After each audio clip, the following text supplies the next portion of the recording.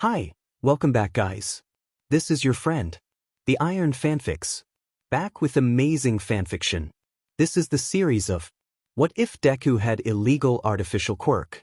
Now before starting, please give this video a like and subscribe to the channel if you want more videos like this. Now let's get into the fanfic. An idol's words meant to protect and guide turn instead to condemnation and despair. A question is asked and a voice answers.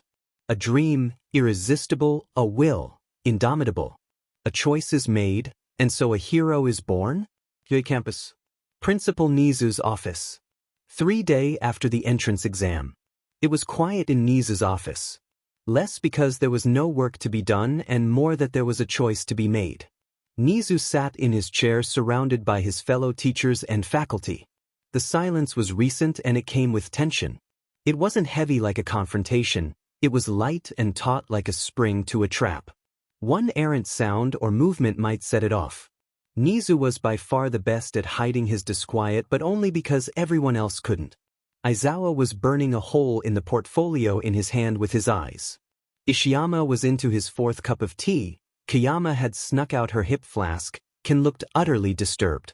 Yamada was displaying every one of his nervous habits, gritting his teeth, repeatedly adjusting his sunglasses, and trying to set a pace for his jittering legs. Everyone was in some way trying to calm down or direct their disquiet somewhere else. The worst of them was All Might. Nizu wasn't yet comfortable referring to him as Yagi. He had offered the position after learning of his connection with Mirio and his own desire to start teaching. He had seen and heard pros say this before, but not everyone has what it takes to be a teacher. As extreme as the situation was though, Nizu feared for All Might. He had repeatedly coughed blood in between, looking shell-shocked and furious with himself. He could hardly be blamed for what happened, but Nizu could understand why he felt responsible. Anyone would feel personally responsible for this event, even if they had met the unfortunate victim once in their life, but it was worse for someone like All Might. Someone who fought tooth and nail to save anyone and everyone. He thought back to 3 days ago.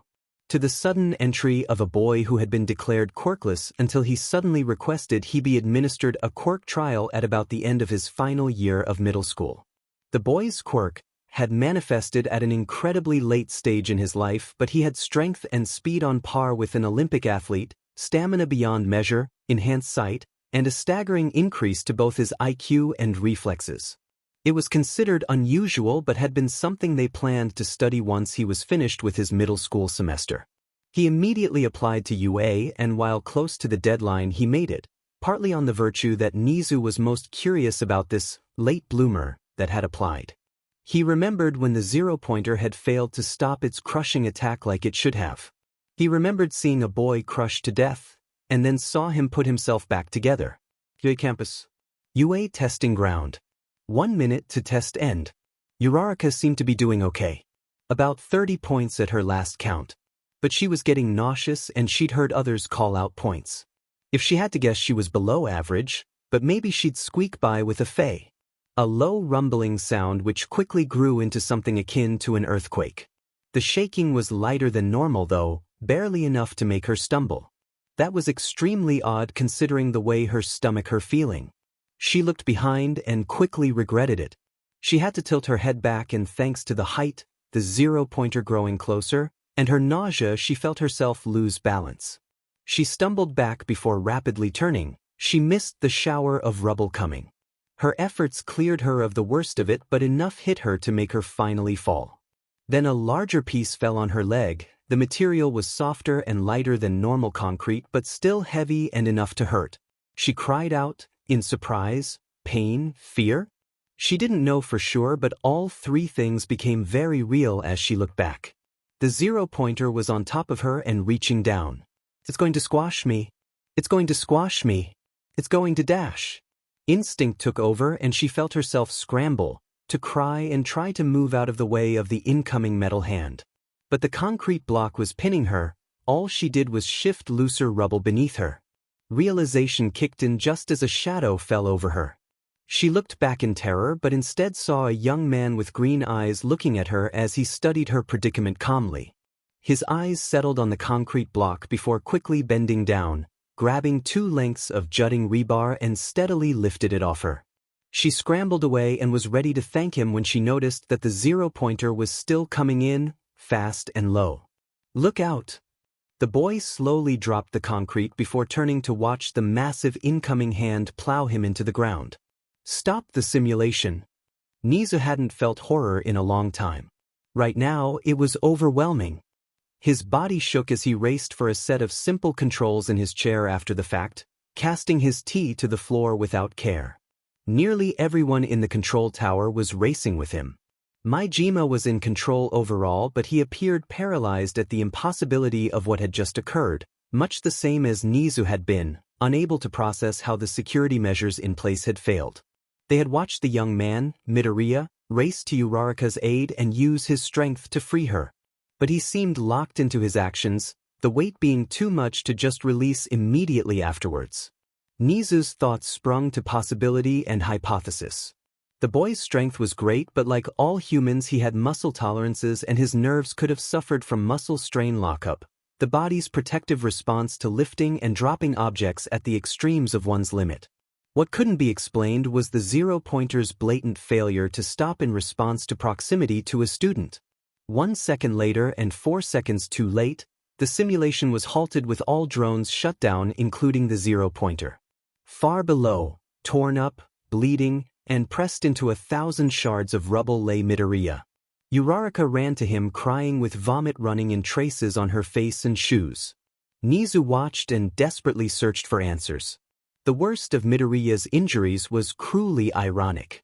The same concrete slab seemed to have caught on the 0-pointer's palm and a rebar spur and been driven into Midoriya's sternum at an angle.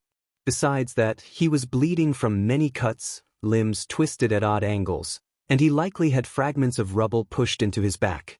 Nizu doubted ectoplasm could get Midoriya to Recovery Girl in time after suffering that much trauma, but he hoped. All he could do was dash. "I'm sorry, I'm so sorry." Uraraka had been repeating that same line since she saw her rescuer put his arms up as if to push back the 0-pointer's hand.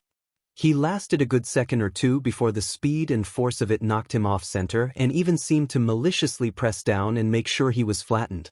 Then an alarm rang out, followed by an announcement that the exam was over and that all practitioners were to remain calm. It was meant well, but it only made everything seem worse. She stared down at his broken body. He bled everywhere and skin had been stripped in places from the friction. His eyes were still open and his face calm. Uraraka could hardly believe the peace this boy had died with. In a way, she was glad she had been sick before the 0-pointer pulled its hand away.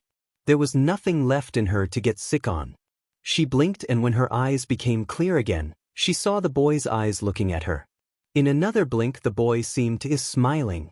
Why is he smiling? He's dead. Then Midoriya continued to defy reality by lifting his head and looking to the rebar lodged in his chest and the cracked slab of concrete doing its best to crush his broken legs. It was rare for Nizu to ask ectoplasm to take him someplace. His time as a test animal had left him reluctant to travel anywhere without personal control. But he couldn't trust what he was seeing on the displays in the control tower, and he desperately needed answers. In moments he was at ground zero, terrible pun, do not use it, and face-to-face with Midoriya. He was still laying on the ground, but by now most of the blood and cuts on his body were gone and his were intact, with little sign the damage had existed beyond the blood and cuts in his clothes. He was currently working at leveraging the rebar out of his crest while he, ectoplasm, and Uraraka looked on in horror and no small amount of wonder.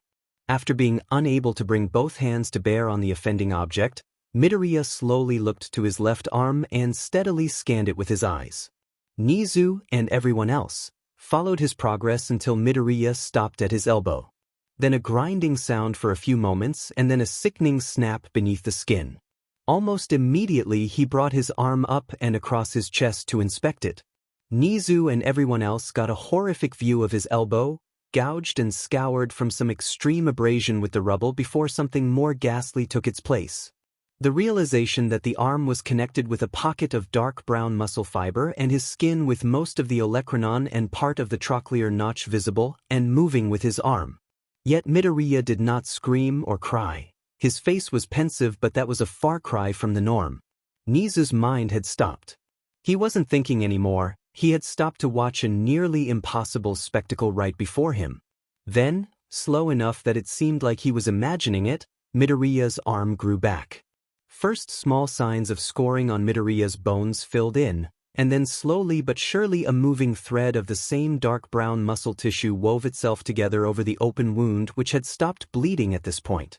Gradually his epidermis also started to grow in over the rebuilt muscle until after about a minute his elbow was whole. Midoriya had also stopped bothering to push the rebar out of his sternum as Nizu registered a subtle metal snap and the rebar section outside his body fell away. Midoriya pushed away whatever obstructions were left before steadily standing up. At this point the other exam participants had gathered from afar and had taken up a quiet vigil, believing Midoriya dead. That silence was broken when Midoriya effectively rose from his grave right before them. His clothes were torn and covered in blood and grime, yet his body was unharmed. Midoriya looked at Uraraka and smiled again before asking, "Are you all right?" Uraraka's earlier assessment about having nothing left to vomit proved wrong as she felt herself heave again. Muzutafu Police Department. Conference Room 2, second floor. 4 hours after UA exam incident. As an underground hero and teacher, Aizawa had seen many things. What Midoriya Izuku did was not the most extreme thing he'd ever seen, but it raised questions. Never before had an individual have so many oddities about their quirk or combination of powers related to their quirk. Nizu had taken Midoriya to the nurse's office to make sure he's all right and get some answers after what had happened. Midoriya had more than compliant. About an hour later they had some answers but only more questions and headache. 3 hours later and Aizawa was sure he was going to die of a brain aneurysm. Where Midoriya had been compliant before, he had been decidedly more cagey when it came to his quirk's sudden appearance, and in particular he had let slip something disturbing with a mutter.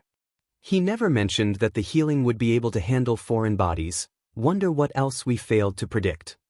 When questioned on the identity of who Midoriya was referring to, he seemed to freeze in place. It was clear something was wrong and the ghost of someone once thought dead and gone brushed against them all. Midoriya did his best to deflect, but he had no practice at it, and something of his old self emerged. Nervousness, guilt, and doubt started to flow from him like a shroud. His posture collapsed and Aizawa recognized his nature as a wallflower, discovered and rejected. Aizawa took the lead there, realizing that Midoriya had been misled at best and used at worst. Some careful persuasion and a panicked call later, and now after 4 hours Aizawa is sure that the world has a sick sense of humor. A boy, put down by his idol, dejected and desperate. A cry for help, answered by a fallen angel. All Might wasn't available for confirmation. Whether or not they had met was still uncertain. However, that wasn't the main issue now. Midoriya Izuku had been in contact with Dr. Torkora Omar. Detective Tsukachi had never heard of Dr. Torkora until today. Strictly speaking, Dr. Torkora had never been a part of his ongoing investigations into the League of Villains. He learned fast though. Years ago, Dr. Torkora was a leading scientist in prosthetics and their integration with the human body and nervous system. A pioneer in biomechanical synthesis, thanks in part to his own quirk. His quirk allowed his body to absorb more minerals and even synthetic components until by age 15 most of his body was functionally living metal and biocomposites. Having a body that resembled a machine with the same level of natural functionality of a normal human body meant self-study permitted him insight into more natural prosthetic devices. Even long-lasting and high-function artificial organs had become viable. As a scientist, a doctor, and a humanitarian, Dr. Torkora spent years building his practice. His dream of helping and enabling disabled people was cut short, however. One night at a medical symposium, he was kidnapped by unknown individuals. It would be a year before a hero raid on a secret laboratory, thought to be used by All for One's organization, lead to Dr. Torkora's discovery and subsequent rescue. Tsukachi had read his debrief. The man showed signs of both physical and mental trauma. His body had been put through physical trials, later revealed to partly be a punishment for resistance, that seemed designed to study the physical limitations and extremes of his quirk. He also suffered a mental breakdown during his debrief. When once again stable, he detailed that besides making weaponized prostheses for villains and victims turned thralls, he was forced to break a moral oath. On occasion, All for One, or one of his lieutenants, would order that Dr. Torquora make mental prostheses. The concept was gruesome, devices that could shut down certain neural responses or behavior. Suppression of fear, pain, and perhaps even more specific emotional responses replaced with a flood of artificial endorphins to promote adverse behavior. Dr. Torquora had forsworn such practices as dangerous and immoral. When the physical trials he was forced to endure failed to coerce him, they instead punished others. They used the doctor's Hippocratic oath against him. Body control Quirk users took over the doctor's body and forced him to perform invasive surgery without anesthetic or pain relief. It pushed Dr. Torquora past his breaking point. Thankfully, his work had barely begun before his rescue. Later it was discovered that Dr. Torquora had been making his own escape plan. He had been planting shut-off triggers inside his prostheses while subtly building his body's supply of iron to strengthen his body. When rescued, his bones, muscles, and even his blood had increased in density nearly threefold. This came at the cost of high blood pressure, frequent muscle cramps, and other painful body imbalances. Suffering as he was, during the hero strike he had entered a berserk state and even started to attack the heroes in desperation. His escape attempt had not gone to plan and he was not without injury. The worst damage, though, was his guilt. He had performed countless surgeries and augmentations before his liberation, and All for One reveled in informing Dr. Torquora on the results of his work. He remembered the names of countless victims. He remained in protective custody until All Might's fateful battle with All for One. When he returned to work, though, he was not the same. One of his first acts was to publicly address the world and detail what he had been forced to do before asking forgiveness from surviving victims and their families. The reactions were overall positive, but it painted a target on his back. A year later, his practice was attacked by villains, some of whom were former patients. He escaped unharmed but not unscarred. His former patients tried to convince him to make more weaponized prostheses or make repairs to their current ones. The attack caused Dr. Torquora to step down from his position as head of his practice and retreat from public life. A month later, and he had disappeared, his private residence ransacked and abandoned. Police feared he'd been targeted again. Secretly, he had been under guard by Interpol as an EU member and Portuguese national. From what footage and psych reports they had, Dr. Torquora had suffered a break in his personality. A part of him had gone searching for salvation, and it found him. Shortly after this new personal faith manifested, he vanished. Then, deceased individuals with unusual signs of struggle started appearing. It started as a rush of murders amongst homeless individuals and criminals in slum districts. Then a surge of them alongside violence and public attacks by the homeless populations in the affected areas.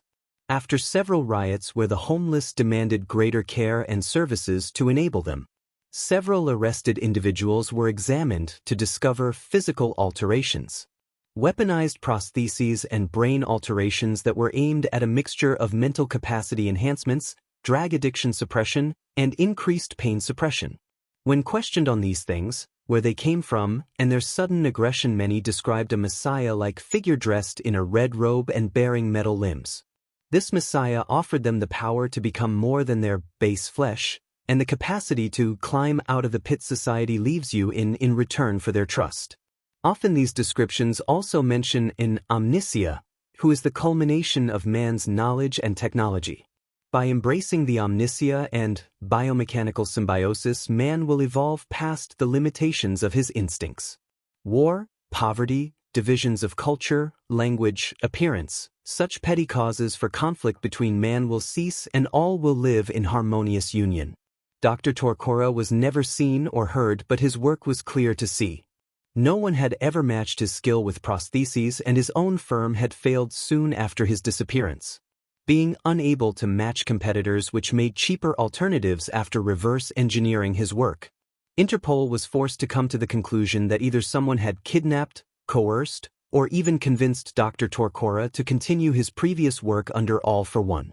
That hypothesis was shattered when he was caught on video surveillance as he infiltrated a field hospital full of refugees and started fabricating weapon prostheses for everyone before convincing them that these were a gift to give them control over their lives. Whatever the motive, murders in the camp heavily escalated by the time he was gone. Beyond this string of confirmable cases, there are also a number of high-profile individuals that were discovered to have potentially received Dr. Torcora's work. Several minor and major athletes sported artificial lungs and limbs, giving them greater strength, speed, and endurance. Children from high school to college have been discovered sporting composite components in their bodies and brains, giving them massive boosts to their cognitive ability. Even a few models have recently been discovered to have received a number of artificial epidermal layers to enhance their beauty and preserve it. But these have all held imperfections. Many athletes suffer greater strain on their bodies, like their heart and nervous system. Most, if not all, of the students suffered brain or organ damage as their bodies continued to grow around their prostheses, but the prostheses never grew with them. Even the models found that while the epidermal layer they received was perfect, their nerves quickly rejected it, losing their sense of touch and suffering other affects. Now Tsukachi and the rest of the UA staff had an idea of what Midoriya Izuku would suffer. All of the above. Midoriya's body had been modified drastically if the initial tests and medical reports were anything to go by. So that meant on top of his altered bones, musculature, skin, and organs, they also had to worry about the ones Midoriya himself noted. He still remembered meeting the young man, dressed in a hospital gown. He sat in bed smiling and was polite, but nervous and more than a little anxious, to get home to his mother. The story he told was deeply troubling. Growing up without a quirk. Mocked, tormented, and physically attacked by bullies due to his meekness and status. After years of it, he met his idol. Tsukachi smiled when he told him it was All Might who saved him. He felt deep sadness when he repeated All Might's words to him and the reprimand he gave after he tried to save his friend from the same villain who attacked him before. It only got worse when that same friend wasn't really a friend and had attacked him for trying to help. When I got home, all I could do was cry. Even my idol thought I had no chance, had scolded me for trying. He was right, of course. What could I do with my old, weak body? My mind wasn't enough either. I had no future as I was. Midoriya had looked away from Tsukachi then. His face had turned a mixture of wistful and sour as he recalled the memory of his old body. My mother couldn't do anything either. I don't blame her, as Dr. Torcora told me. Nature is cruel and unsympathetic in its unpredictability. There must always be a loser in nature's system. Some are born to lose and die unfulfilled. But Dr. Torcora said the omniscience system, everyone has a part to play, no one is useless. If you don't fit, you can be remade or retooled. Tsukachi remembered the sickening feeling in his gut as he saw the flicker of hope enter Midoriya's eyes.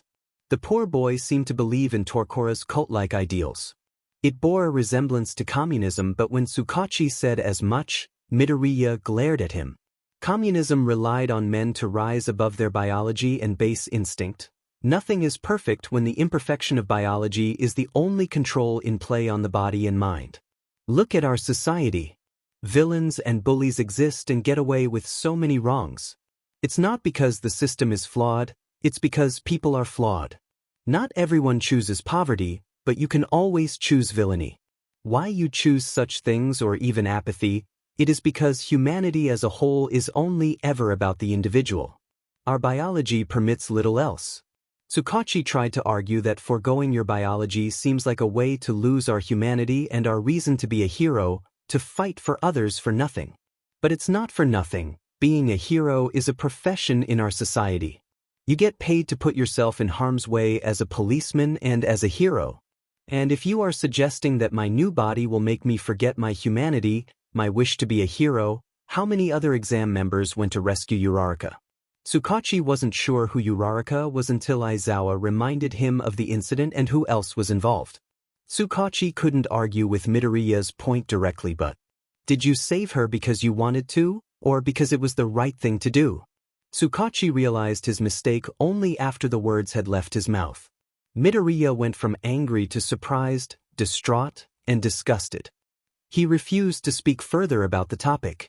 They went back to the chain of events that led to Midoriya meeting Torkora. After dinner I went to my room. I gave in to my pent-up anger and depression and tore down my All Might posters, threw the figures into the closest, spent a few minutes pacing, trying to figure out how to rebuild my plan to be a hero. All it did was highlight the futility and push me further into hopelessness. Midoriya paused for a moment. I remember getting on my laptop, went to an open chat room about hero discussion and I asked if there was any way for a quirkless person to become a hero. I'd give anything for the chance. Looking back, it was stupid. The odds of me meeting Dr. Torkora on a chat site was beyond unreasonable. A few people gave me the same pitying comments and moved on, one didn't. Tsukachi felt that the focal point of the interview was here and felt Aizawa shift as well. His username was just his last name, Torkora. He didn't type that there was a way or what I'd offer for it. He asked what kind of a quirk I'd use to be a hero. I wanted to say I wanted to be strong like All Might. Instead I replied that I didn't need a quirk. I needed a way to become a hero. It took a minute for him to respond. It came in the form of an invite to a private chat between us.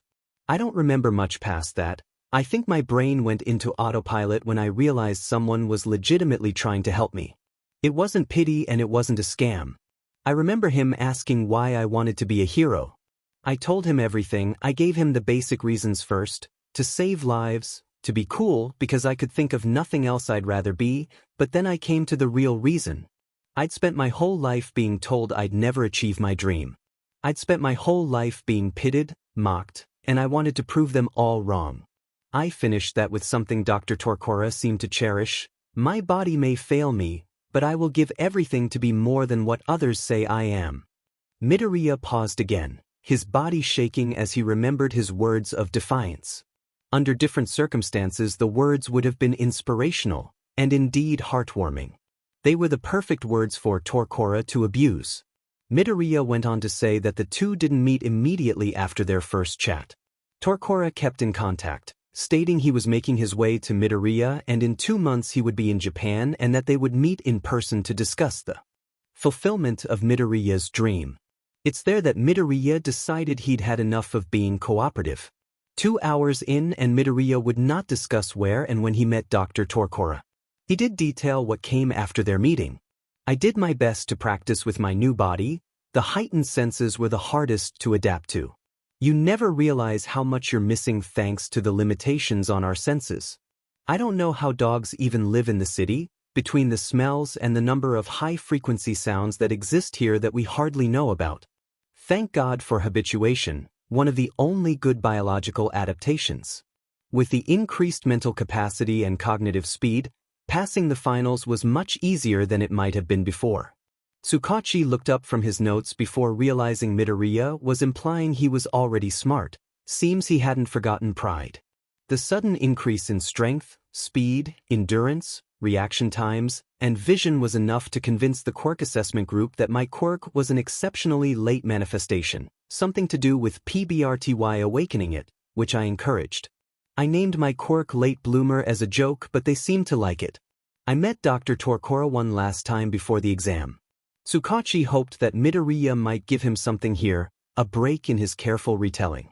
No such luck, as all he alluded to was meeting him in a familiar public setting and Dr. Torkora wishing him luck.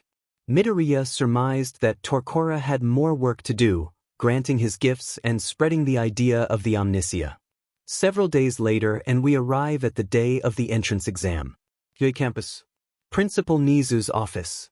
Present time. That's the summary of Tsukachi's interview with Midoriya Izuku. Since then he has been under watch and his communications monitored. He and his mother are cooperating after learning of Dr. Torkora's background as a dangerous vigilante and renegade doctor.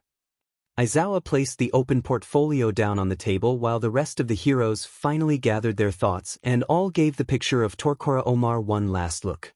An older man, tanned and wrinkled.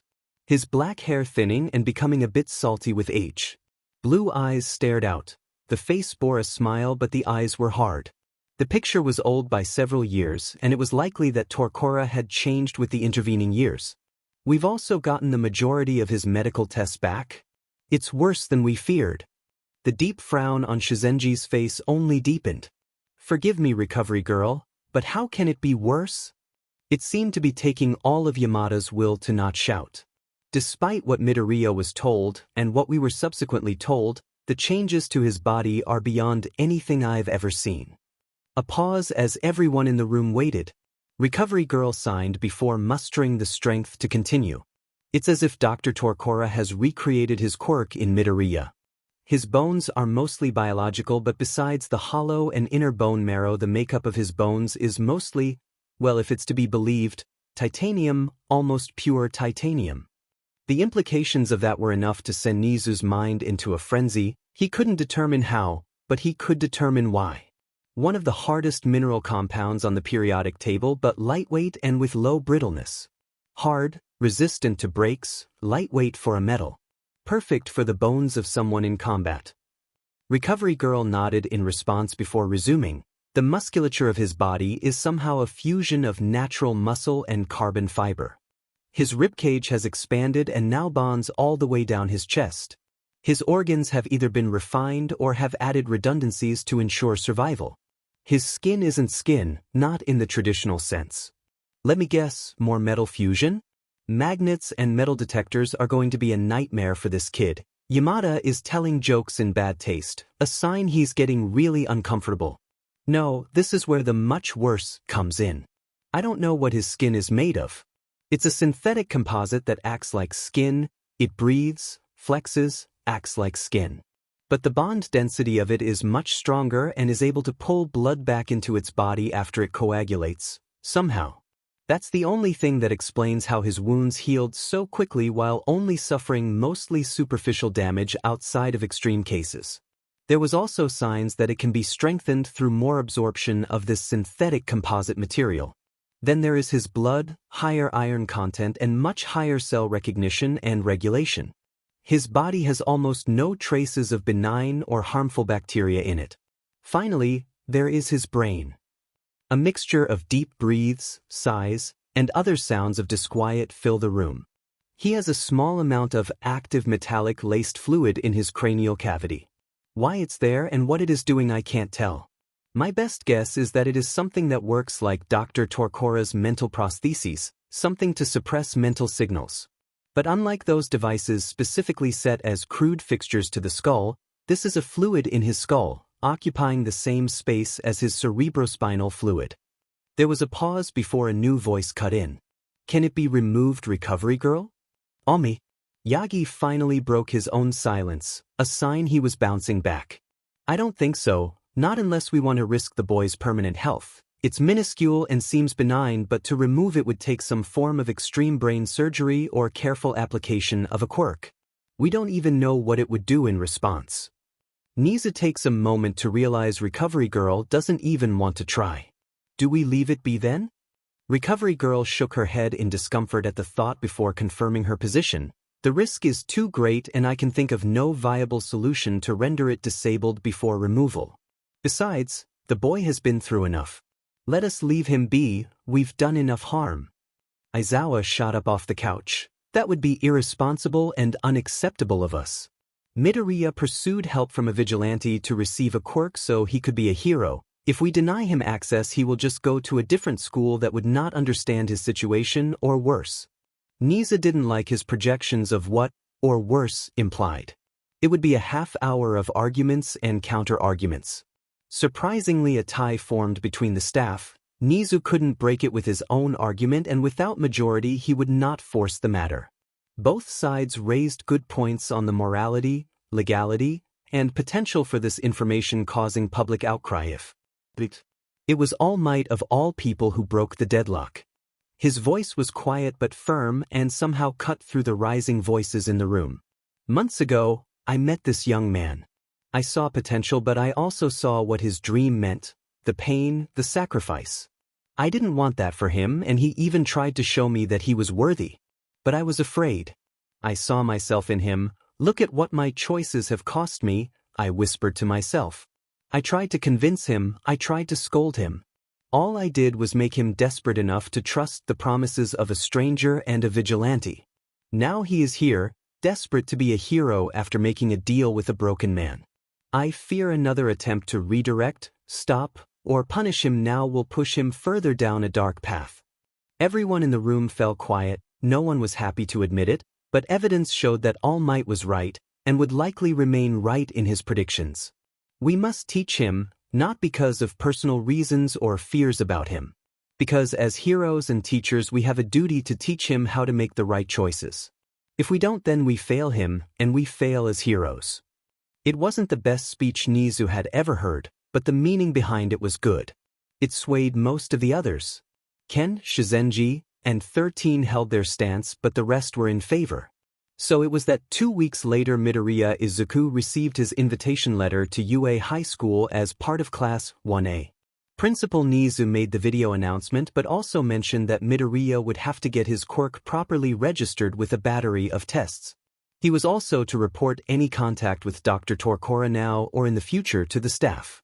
After a small celebration between himself and his mother, he bid her good night, brushed his teeth, and envisioned his first day at UA. He was unprepared for meeting Dr. Torkora that very evening. The moment he shut the door to his room, he heard slow clapping from behind him. He spun on his heel and somehow, standing in his room, was the man himself.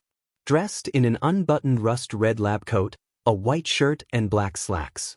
He looked pleased, like he knew Midoriya had been accepted. Torkora spoke first and confirmed just that. "Congratulations, young man, you're one step closer to your goal, and you have exceeded my own expectations." Midoriya didn't speak, instead he looked around. He sought something like a projector to explain how Dr. Torkora had gotten into his bedroom undetected. Izuku was no fool. After learning of Dr. Torkora's reputation, he knew he was a dangerous man, wanted internationally by the authorities. There was no way he was actually here. "You are correct, I'm not here, and it's best you don't speak. You're under surveillance by the heroes as we speak. But I never leave those who I have uplifted with the Omniscia's gifts." Midoriya looked back at Dr. Torkora, having been unable to detect what he was using to project his voice and form into his room. Now curious, Izuku walked closer and reached out a hand, thinking he might discover the source by interposing himself with the projection. He felt his eyes go crossways when his hand pushed through Dr. Torkora's chest without any of the usual phenomena. Torkora smiled, "Nothing so cliched as a hidden physical projector, young man. The same gifts that enhance your vision enable me to project myself here through your eyes. I will always be close enough to help you when you need it, as any good doctor should be." Izuku blinked in surprise and jumped in his skin when the doctor disappeared when they opened again. UA campus entrance. First day of Year 1 trimester. When Izuku arrived at UA's gates, he had great difficulty staying calm. But then he was here at UA's gates as a student. He had achieved a stage of his dream. He was attending UA as a hero. It seemed perfectly reasonable to be excited, though it was a bit more complicated than he imagined. He assumed his error in speech and emotional control would cost him. He was right. The staff knew of his connection to Dr. Torkora. He feared it would mean disqualification. He predicted a high chance that this outcome would occur. That he was still accepted was made clear by the message he had received. He was on notice with the school. Any further mistakes involving his further relation with Dr. Torkora would have undisclosed consequences. That he had appeared last night in his goddamn bedroom was horrifying, but no one knew about that except him. He fully intended to make it stay that way. "Hey, it's you." Izuku felt his smile twitch, but he didn't jump. His distraction while in a calm environment had cost him awareness. He turned to the sound and saw a tall individual moving towards him at a jog. The individual triggered a memory and he sought relevant information. "Ida Tenya, Speed Quirk. Right? I'm Midoriya Izuku." Izuku voiced it as an uncertain remembrance with a request for confirmation. He meant it as friendly, fallible, disarming. In truth, his memory of Ida was perfect. He knew the name and quirk type of every participant from his exam through observation. The specifics he would learn through interaction in class. Ida smiled and nodded. "You were the one with the regeneration quirk, the one who saved Uraraka from the zero-pointer." Ida frowned before continuing, "I didn't realize her situation, or else I might have aided you as well. I know the test was about taking down the drones, but, well, next time I'll make sure to remain aware." Izuku felt a powerful compulsion to self-deprecate to allow Ida to save face. He evaluated that humility might earn him more positive sentiment. When did I start thinking like this? The thought was uncomfortable, but he didn't dwell on it. It's alright, just about everyone was looking up and away before turning to run. I think I was the only one in a position to see her in danger and react, but I did so poorly. If not for my quirk, I would have been in a lot of trouble. Ida took a moment to look thoughtful before asking, "What is your quirk, Midoriya? Some form of powerful resistance or regeneration ability?" Izuku was had prepared for this question all morning. It's more of a regeneration quirk that means I can push my physical limits very far as well. Pain is also a lot less intense. Ida quickly looked surprised before shifting to being impressed. That sounds like a very useful quirk for a hero, to be able to take that kind of punishment and get back up. Once again, Izuku felt it important to downplay just how powerful his gifts were. It is, but it's slow. I can heal very potent wounds, but it takes time proportional to the damage, and I can be pushed beyond saving if the damage is too great. Ida nodded in understanding. Then it's best not to wholly rely on it for survival. I'm sure what they teach us will be very important for the future. Izuku only smiled. Time would tell what he could be taught, and what he could do with that knowledge. Izuku and Ida continued to talk as they walked into the building before Izuku turned to take the next set of stairs to the level above. Ida stopped walking and asked, "Where are you going?" "Class 1A is on this floor." Izuku smiled nervously before replying, "When I received my invitation, the principal asked to meet with me on the first day before class. It's part of the reason why I'm here as early as you. It's to do with what happened with the 0-pointer. Ida looked up the stairs, likely imagining meeting with the principal on the first day, before he nodded in understanding. "I'll see you in class then, Midoriya." Ida waved as he walked to class, but Izuku wasn't looking, already dismissing Ida from his priorities. After another flight of stairs and a short walk, Midoriya arrived outside the principal's office. Taking note of the placement, Midoriya noted it was situated next to the teacher's lounge on one side. It was also as centrally located in the building as was possible. A strategic decision? Midoriya knocked as that seemingly second set of thoughts in his head started creating a branching list of possible reasons and associations.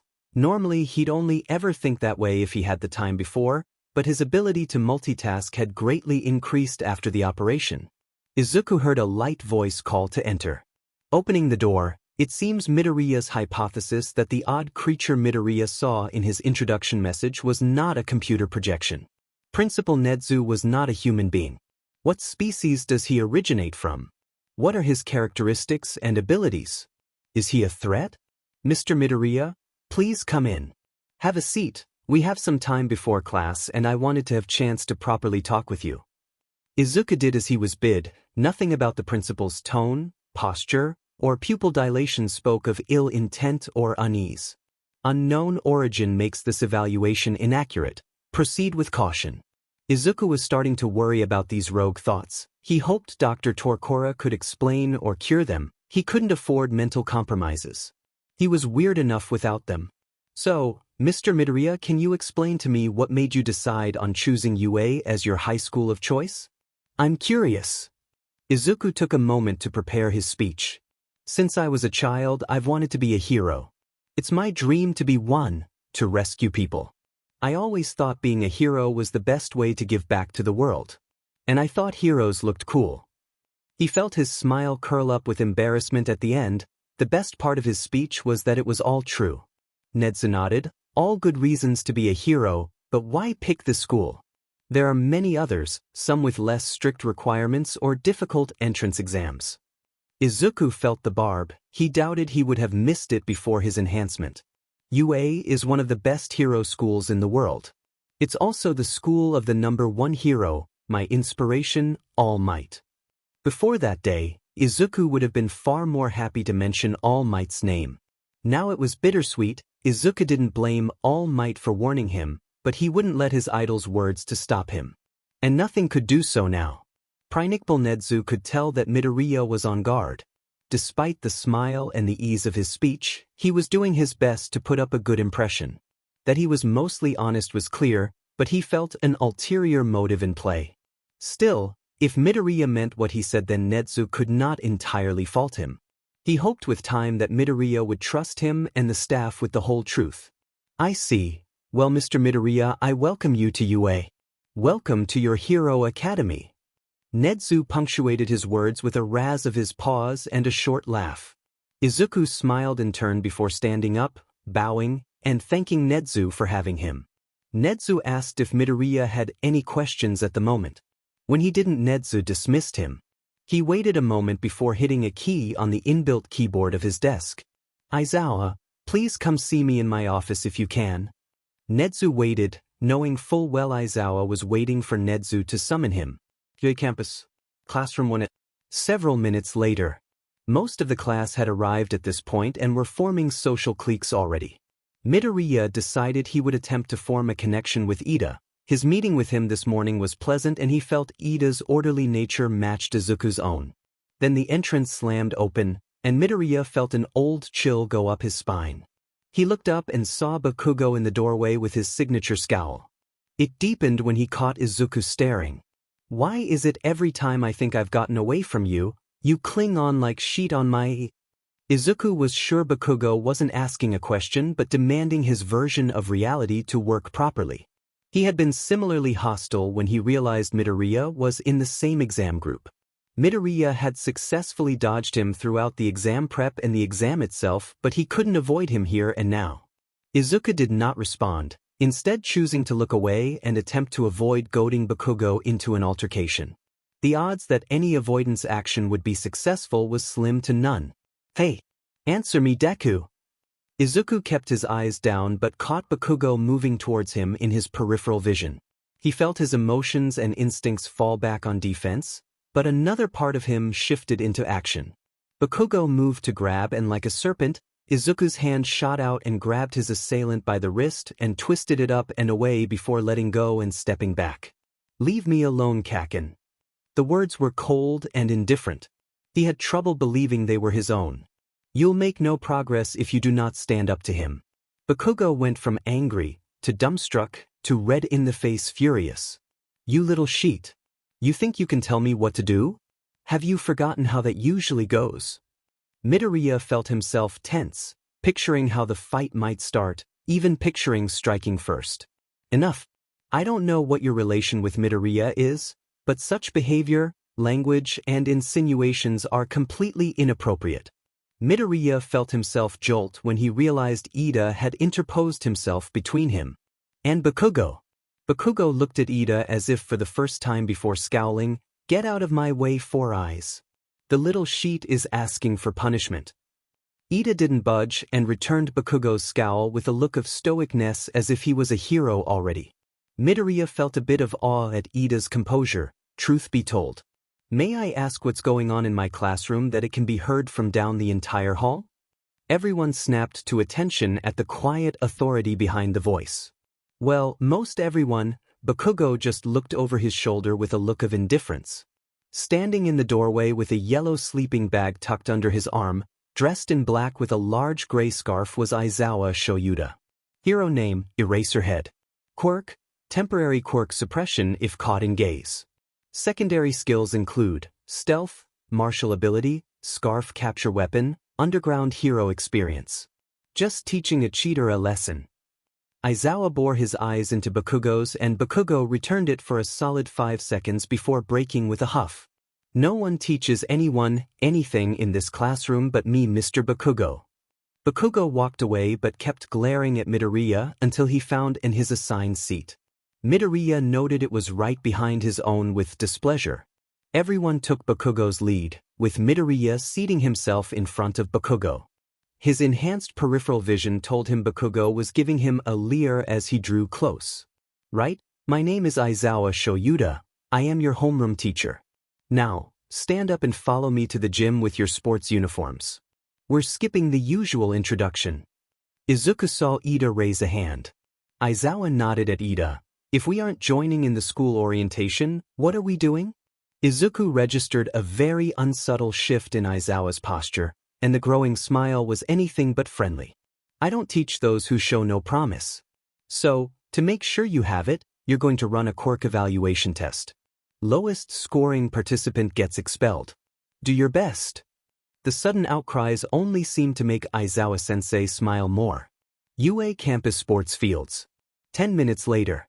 To start with, we are going to run a 10-lap race to test speed and physical endurance. Your starting line is the same number as your desk assignment. Start on my mark. Go. Izuku put his best effort in. By 10 laps, though, it was clear his gifts were not best suited for speed. Endurance, though, that kept him well above the median. 5th place, Midoriya Izuku. 6th place, Ojiro Mashireo. Izuku had been unable to beat Ida's incredible speed, Azuitsuyu's leaps, Todoroki Shoto's ability to traverse on ice, or Yaoyorozu Momo, who created a bicycle with her quirk, though only just as Yaoyorozu lost traction on some of Todoroki's leftover ice on a straightaway. Her recovery PRD and Midoriya's sure-footed certainty in his lane meant he almost caught her at the end. Last place, Mineta Minoru. Next test, simulated deadlift. The premise of which was a weight machine designed to get heavier the more you lifted the pull-up bar attached to it until you reached your limit. When the machine detected you had stopped gaining ground or had started to decrease in ability to lift, the machine would record your limit. This time Izuku scored in the top 3, beaten by Shoji Mizo with his multiple limbs, and Kirishima Ijiro, whose hardening quirk and natural strength made him able to hit and hold a mildly higher limit than Izuku's body could safely reach. He had gone next to last and had tried to meet the current record, but it seems his body was unable to push limits in exchange for bodily harm, an odd inability considering what he did in the exam. Last place, Mineta Minoru. Next test, STMLTN and reaction response. Something like a whack-a-mole arcade machine came next, but instead of just black-masked villain heads to whack, there were also innocent civilians in play. The machine used a virtual image projector and a motion capture hammer. Hit a villain and earn a point, hit a civilian and lose 3 points. Why the heck do we earn a point for a villain but lose 3 for hitting some dumb civilian? Aizawa glared down at Mineta, who had muttered the question. Because taking down a villain is what you're supposed to do, but taking down a civilian caught in the middle of a fight is a crime. Izuku saw Mineta freeze when he realized he'd been heard. And if anyone wonders how this is a test of your quirks, some of you have quirks that enhance your rate of perception and appropriate reaction. Out of all the participants, Izuku scored first place with Ida just behind. Having received the benefit of observing before participating, he had perfectly memorized all the images and sounds of both the villains and civilians, only losing points twice when losing control of the hammer in pursuit of a villain at an awkward angle of attack, but never falling for a civilian suddenly screaming behind him or missing a villain suddenly lunging from a bad angle. But he realized something. Observing the same trial performed by everyone else, the time and number of targets active at a given time was shorter and higher for him respectively than for anyone else. Thinking back to the deadlift machine, Izuku wondered if the odds had been skewed in that test as well. Last place, Mineta Minoru. Next and final test, baseball speed trap. A culmination of strength, speed, and perception to pitch the fastest and most accurate speedball you can. Quirk use is mandatory here. You must find a way to use your quirk to propel the baseball to the target. Failure to strike the target is an automatic failure on the assessment. At that, everyone seemed to be a bit on edge. The target was 20 meters away. The only one who seemed clearly destined to be expelled was Mineta, and he was muttering how all the tests seemed biased against him. But Aizawa had stated you only get one attempt without reasonable argument for a retry, and that missing would earn you a flat 0. But Izuku had something else on his mind. Why have a number of tests and not just this one? What is Aizawa's real goal? First one to the pitcher's mark was Bakugo. With a practiced swing, he looked like he was going to throw the ball the traditional way, but as the ball was reaching the point of no return, Bakugo launched it with an explosion. The ball survived the explosion and rocketed towards the target. Midoriya's enhanced vision tracked the flight of the ball. It was going off-center. Izuku predicted it would land, but it had side spin from the explosion. The target was marked like a dartboard. It struck 14 on the outer ring, but it had power behind it. Ida was much more accurate. landing in 18 inner ring but lacked the same power as Bakugo. Todoroki stunned the class by attaching the ball to a 20-meter pole of ice which hit dead center, but with almost no power having focused on controlling the ice. Yaoyorozu fired the ball from an elaborate air gun and topped the board with a bullseye and power. Uraraka floated the ball to the target and just managed to keep her lunch in if Midoriya was any judge. Tsuyu had actually asked Aizawa if jumping at the target before throwing counted. As long as you throw before touching the ground, I'll count it. Good to both their word, Tsuyu crouched low before leaping almost the entire distance before lobbing the ball at the target and Aizawa scored it. Izuku waited for his turn until he was the last one left. Mineta was crying tears of joy after a throw that landed dead center with a decent amount of force after gauging the distance and power needed for the baseball compared to his own adhesive ball, a clever loophole. It was likely the only thing that got him a passing grade on the assessment. Last to pitch, Midoriya Izuku. Izuku stepped up to the line and stared down his final obstacle. The target was well within his predicted range. Hefting the ball to gauge its weight, he felt his mind make final calculations based off of mental estimates provided by his heightened mental ability. He let it all shift to autopilot as the question he had asked before came back to the forefront of his mind. What is Aizawa's reason for this Quirk assessment? He already has evaluation data from the exam and third-party Quirk assessment teams. He could be seeing for himself. But why waste time like this? Why the battery of tests? Perhaps the exercise is meant to boost student morale and create competition between students? Plausible. But unlikely, Aizawa wouldn't expel the lowest scorer just because they couldn't compete with more powerful quirks. It would be unfair to those with less physical or martial quirks and impossible for non-physical quirk users like one whose quirks is entirely about something that cannot affect physical objects or conditions. Even Mineta used his quirk to his advantage with noticeable results. What if this is more specific? Izuku felt a chill pass through him. Using stretching as an excuse to turn, he looked at Aizawa. Their eyes met. This is about me. Midoriya continued his stretch, but Aizawa had caught Midoriya staring. He was thinking Aizawa was up to something, that something likely had something to do with him. But the hesitation told Aizawa that Midoriya wasn't sure what. So, what will you do, Midoriya? Another moment spent staring at the target. Aizawa could feel the other students growing weary of the delay. He would rather not have them start harassing, so he did it for them. Have you finished your warm-up, Mr. Midoriya? Midoriya turned to Aizawa again, searching. Aizawa stared back. You won't find an answer here. Nothing, not a thing. Even when sounding irritated, Izuku could not discern an intent. But he was clearly out of time. I have sensei, thank you for your patience. Izuku tuned everything else out. His emotions, his rumbling thoughts, exterior sensation. There was only the target and the ball. Izuku took a classic pitcher's stance, pulled back, and the ball went high and wild. All his old wild insecurities and fears came back in a flood. His calm and his calculations were gone. He saw the ball flying high, but he didn't know the outcome. Fear and uncertainty flooded his mind. His emotions went berserk. I messed up the throw. I'm going to miss. I'm going to fail. I'm going to be expelled, and all of this will have been for nothing.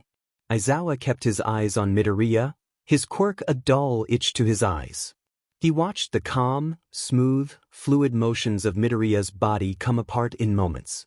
All the precision and grace evaporated as he let go. The shock and terror on his face spread to his posture and body.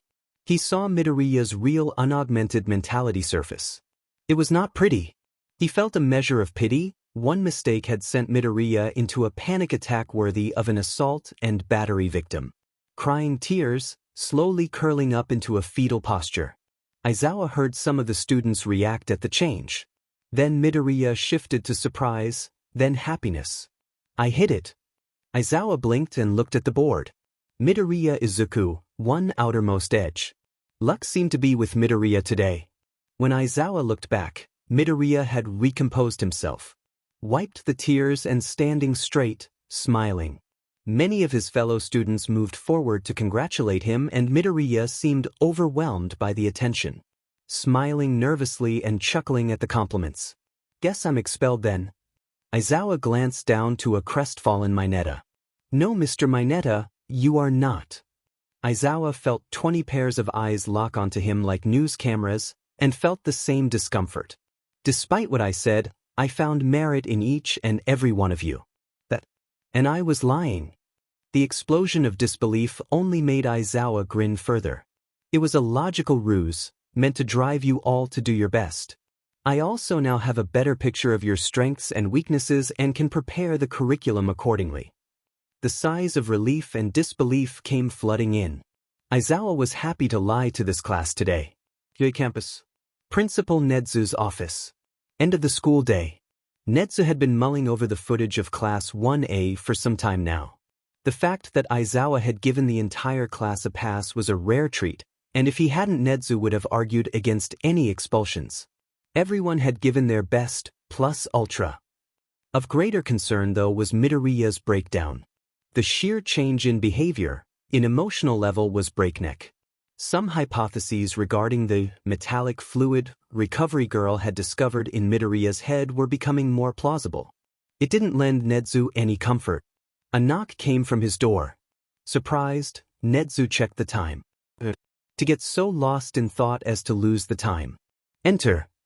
All Might walked in alongside Aizawa and took the seats offered. An interesting first day. So much talent on display in 1A, wouldn't you agree, Shoyuda? All Might was still surprised at how well Aizawa took being called his first name by the Prinicpal. All the time they'd known each other, Aizawa had been distant and didn't seem to respond to his given name, except here. Enough to warrant a full class? Yes, I think so. All Might blinked in further surprise. He'd heard stories of Aizawa expelling his whole class if they didn't meet his standards. He'd thought it a legend. Tell me, Tashinori, are you looking forward to tomorrow? All Might. Yagi, when had I started referring to myself by my hero name in my own head?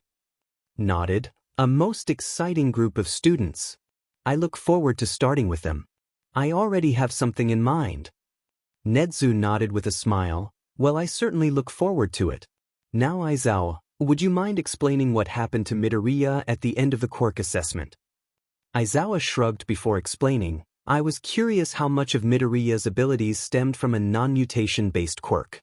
How much of Dr. Torkora's work was biological manipulation versus artificial changes? Nedzu nodded, thinking much the same. Aizawa paused before continuing to explain. I adjusted the deadlift machine to be rated for higher resistance to being lifted.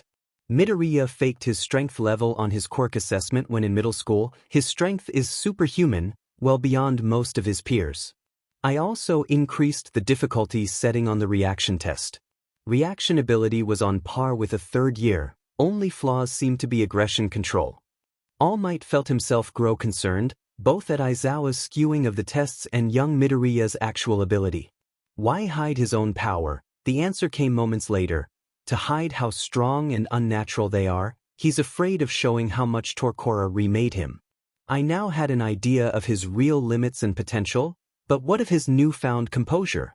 Mental records before his evaluation and a number of doctors stated he suffered from hypertension and signs of abuse. Where had that gone? I thought to the fluid recovery girl described and made an educated guess. Yagi couldn't help but be curious now. My guess was right. The fluid is some kind of emotion suppression system and it's a non-mutagen. Without it, the stress of the situation seemed to push Midoriya to a stress-induced attack. Aizawa looked down. Yagi could see he felt some guilt putting young Midoriya into such a state for a test. He could sympathize. Mirio had been struggling with his own newfound doubt about inheriting one for all. Nedzu could see Tashinori make the connections, now to reveal the whole truth. Indeed, thank you for humoring me, Shoyuda. Now we have a better idea of Mr. Midoriya's actual abilities. A shame he doesn't trust us yet to tell the truth.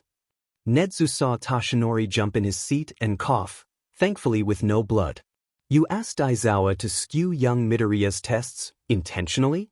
Nedzu nodded in confirmation. I met him this morning before class orientation. I tried to get him to come forward with the truth. He refused. I grew concerned about what else he might be hiding. Tashinori's face grew more worried. The truth about what?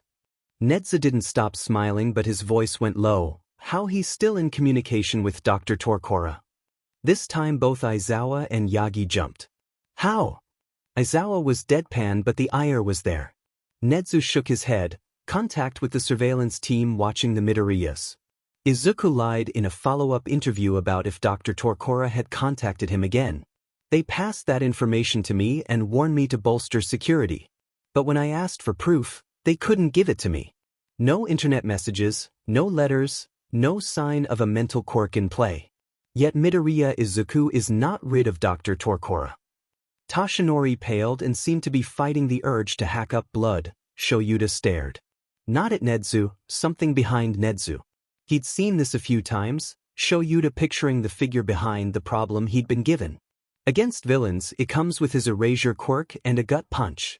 Nedzu was always thankful he and Shoyuta were friends. I don't know what Dr. Torkora's continued interest in Mr. Midoriya says about him, but it stands to reason that Dr. Torkora sees something in him. That puts him in danger until Dr. Torkora is found, arrested, or at least blocked from reaching out to Midoriya. I fear it may involve the fluid in question. Midoriya residence. Midoriya Izuku's room. Late evening. New sphere connection established. One moment Izuku was sitting on his bed and thinking about today's events when his head started to ache, a building heat and pressure in his temples which started to quickly spread to the rest of his mind. He started to feel dizzy and the pressure kept building. Then the room started spinning. In the next moment he was dreaming he was a disembodied head surrounded by darkness. He could feel everything from the neck up, but when he looked, his body was gone. He felt strangely calm about that. Then there was a sound like someone working on a keyboard. He started looking around when he felt something restrain him and an increasingly unpleasant and familiar voice speak up behind him. "Don't move, please. This is easier if you remain still." It was Dr. Torkora speaking, and this time Midoriya could tell this wasn't just a projection through his modified eyes. "What are you doing, doctor? Where are we?" Izuku knew he should have felt fear in that moment, but it didn't come. His voice remained calm, as did the rest of him. "I've brought you into the new sphere. Far earlier than I'd anticipated. I had hoped Aizawa's quirk would not affect you, but clearly I was mistaken. Have no fear, Midoriya. I am correcting this flaw in your design as we speak." Midoriya felt confused. He remembered the operation, how Dr. Torkora had explained that it would be like a bone marrow transplant. Dr. Torkora would use tailored cells from himself to give Midoriya a copy of his own quirk.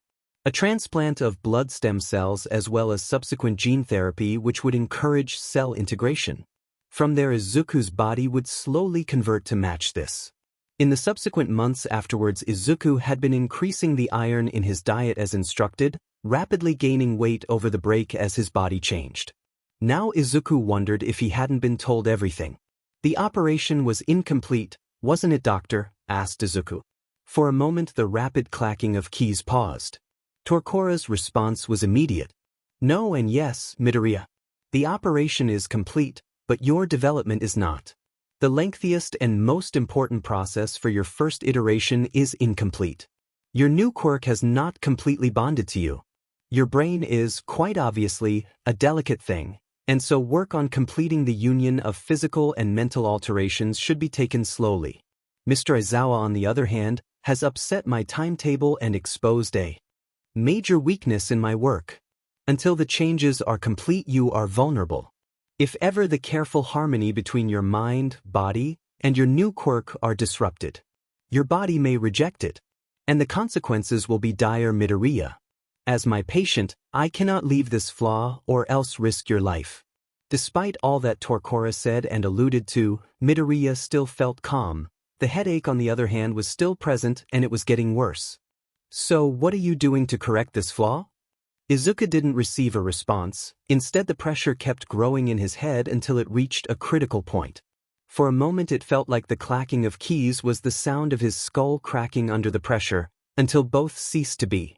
Izuku woke up the next morning with a clear head and the strange, indifferent calm he felt in his dream. Outside UA campus grounds. Ida Tenya made his way up the road to UA's gate when he saw a familiar figure standing at the crest of the hill, looking in the direction of UA. The green hair helped Ida get an idea of who Good morning, Midoriya, here before me again. Another meeting? Ida waited a moment before Midoriya pointed for Yue. Following it, Ida saw something he was not expecting. Gathered around the entrance, seemingly camped out since last night, were a bunch of people with cameras and equipment.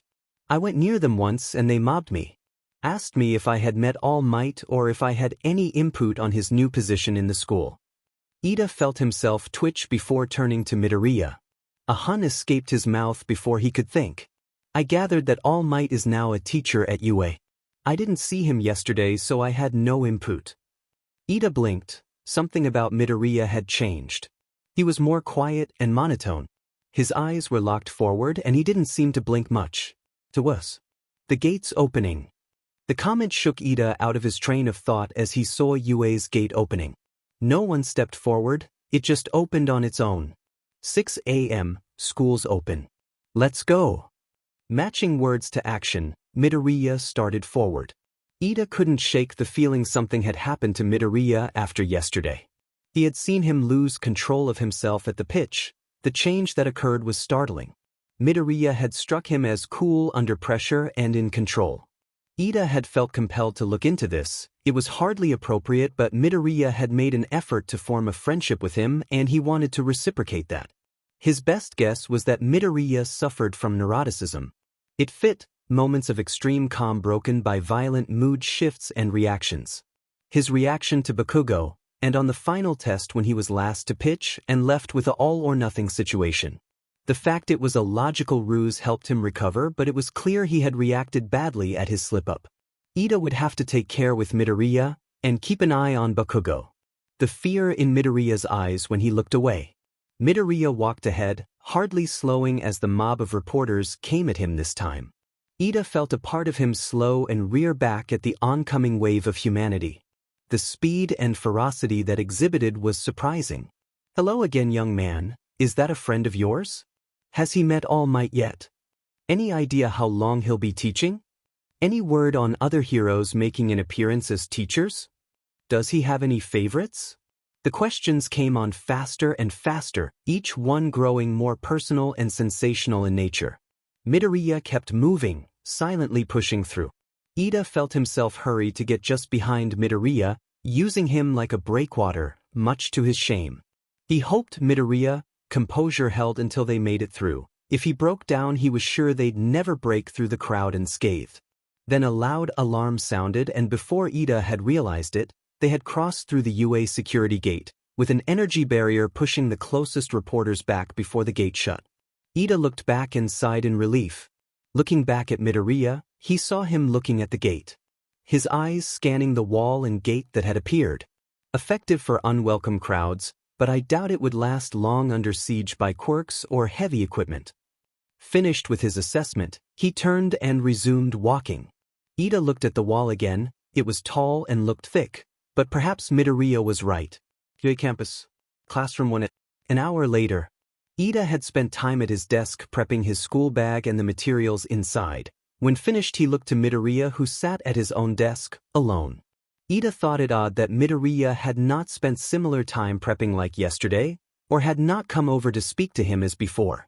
Ida thought of the reason. He's embarrassed about yesterday. It wasn't an unreasonable assessment. His outer calm may be carefully maintained. Settled on the why, Ida thought about how to break the ice. He was still thinking when another individual entered. A shock of white and red hair, Todoroki. He made for Midoriya. Ida watched his progress. Todoroki had his eyes on Midoriya and Midoriya was returning it. There was a sign of scrutiny on Todoroki's face as he approached, but Midoriya kept up his neutral expression. As Todoroki got within arm's reach, he stopped. They kept eye contact for another minute before Todoroki blinked and walked on past. Midoriya didn't watch him go. Ida felt the tension in the room start to build. He didn't like it. Another few minutes and the sound of the rest of the class filtered down the hall. They came in bunches, chatting about gossip, about the reporters, about Aizawa glaring at the reporters from the gate after a false alarm. Ida frowned at the thought of what occurred earlier. Last to enter was Bakugo again, looking as petulant and indifferent as Ida remembered him from yesterday. Once again he locked onto Midoriya like a bull catching sight of a red flag. Still here. Ida felt himself rise in his seat, ready to remonstrate him again. Thankfully Aizawa appeared just behind him. "Take your seat, Mr. Bakugo." He glared back over one shoulder before snorting in dismissal. No fight, no words, nothing happened, and Ida felt himself relax. Aizawa stepped over to his desk, set down his yellow sleeping bag in the corner and turned to address the class. "Today for homeroom. You're picking your class reps, president, vice president. Get to it." And like that he stepped into his sleeping bag before turning to address the class again, and keep it quiet. Once more, the class couldn't restrain themselves. After a few moments of chatter about how normal this was compared to yesterday, a vote was called and ballots were tallied. Ida felt surprise and pride when he was nominated class president. Yaoyorozu, on the other hand, looked more embarrassed and overwhelmed by being nominated VP. Both accepted the positions and promised to work hard. Moments later, after second bell, was a surprise. "I'm here." All Might burst into the room, loud and clear. Just like a normal person. Which was kind of true if Ida was being honest. It was still a shock though. Here was All Might, the #1 hero in the world, here to teach. The class around him got louder, speaking excitedly. Ida himself felt excitement build in his chest. All Might explained that he would be teaching the heroics course for the foreseeable future. He also had something planned for their first day. Battle trials. An exercise involving pairs of heroes and villains. This will also be an opportunity to wear your hero costumes for the first time. A nice test of your early designs and chance to see how you do as early heroes in training. This got the class on their feet. Many students excited to wear their hero costumes. When Ida was finished suiting up, he was a little embarrassed that his costume resembled his brother's so much. He had great respect for his brother, and fully intended to join his family's firm, but before then he would have to refine his design a little. Maybe more blue tones. Then Midoriya appeared and, well, that is unexpected. Midoriya was dressed in a rich red tabard with a cogwheel icon laced in gold thread on his chest. He wore it over what appeared to be a black long-sleeve shirt and gray cargo pants. He wore red boots which, if Ida wasn't mistaken, looked to have steel toes. It all kept close to the body and looked functional over flashy. The colors were a good combination and stood out, but it was nowhere as flashy or outspoken as some of the others' designs. The boy with the laser quirk, Oyama, was covered in glitter and sequins. Ida made his way over but was beaten by another individual. Midoriya, right? Nice uniform. Midoriya turned and finally smiled as he met the speaker. Ida had a bit of difficulty identifying who before she spoke again. "I'm sorry it's taken me this long to say it. Thank you for saving me at the entrance exam. And I'm sorry I threw up on you.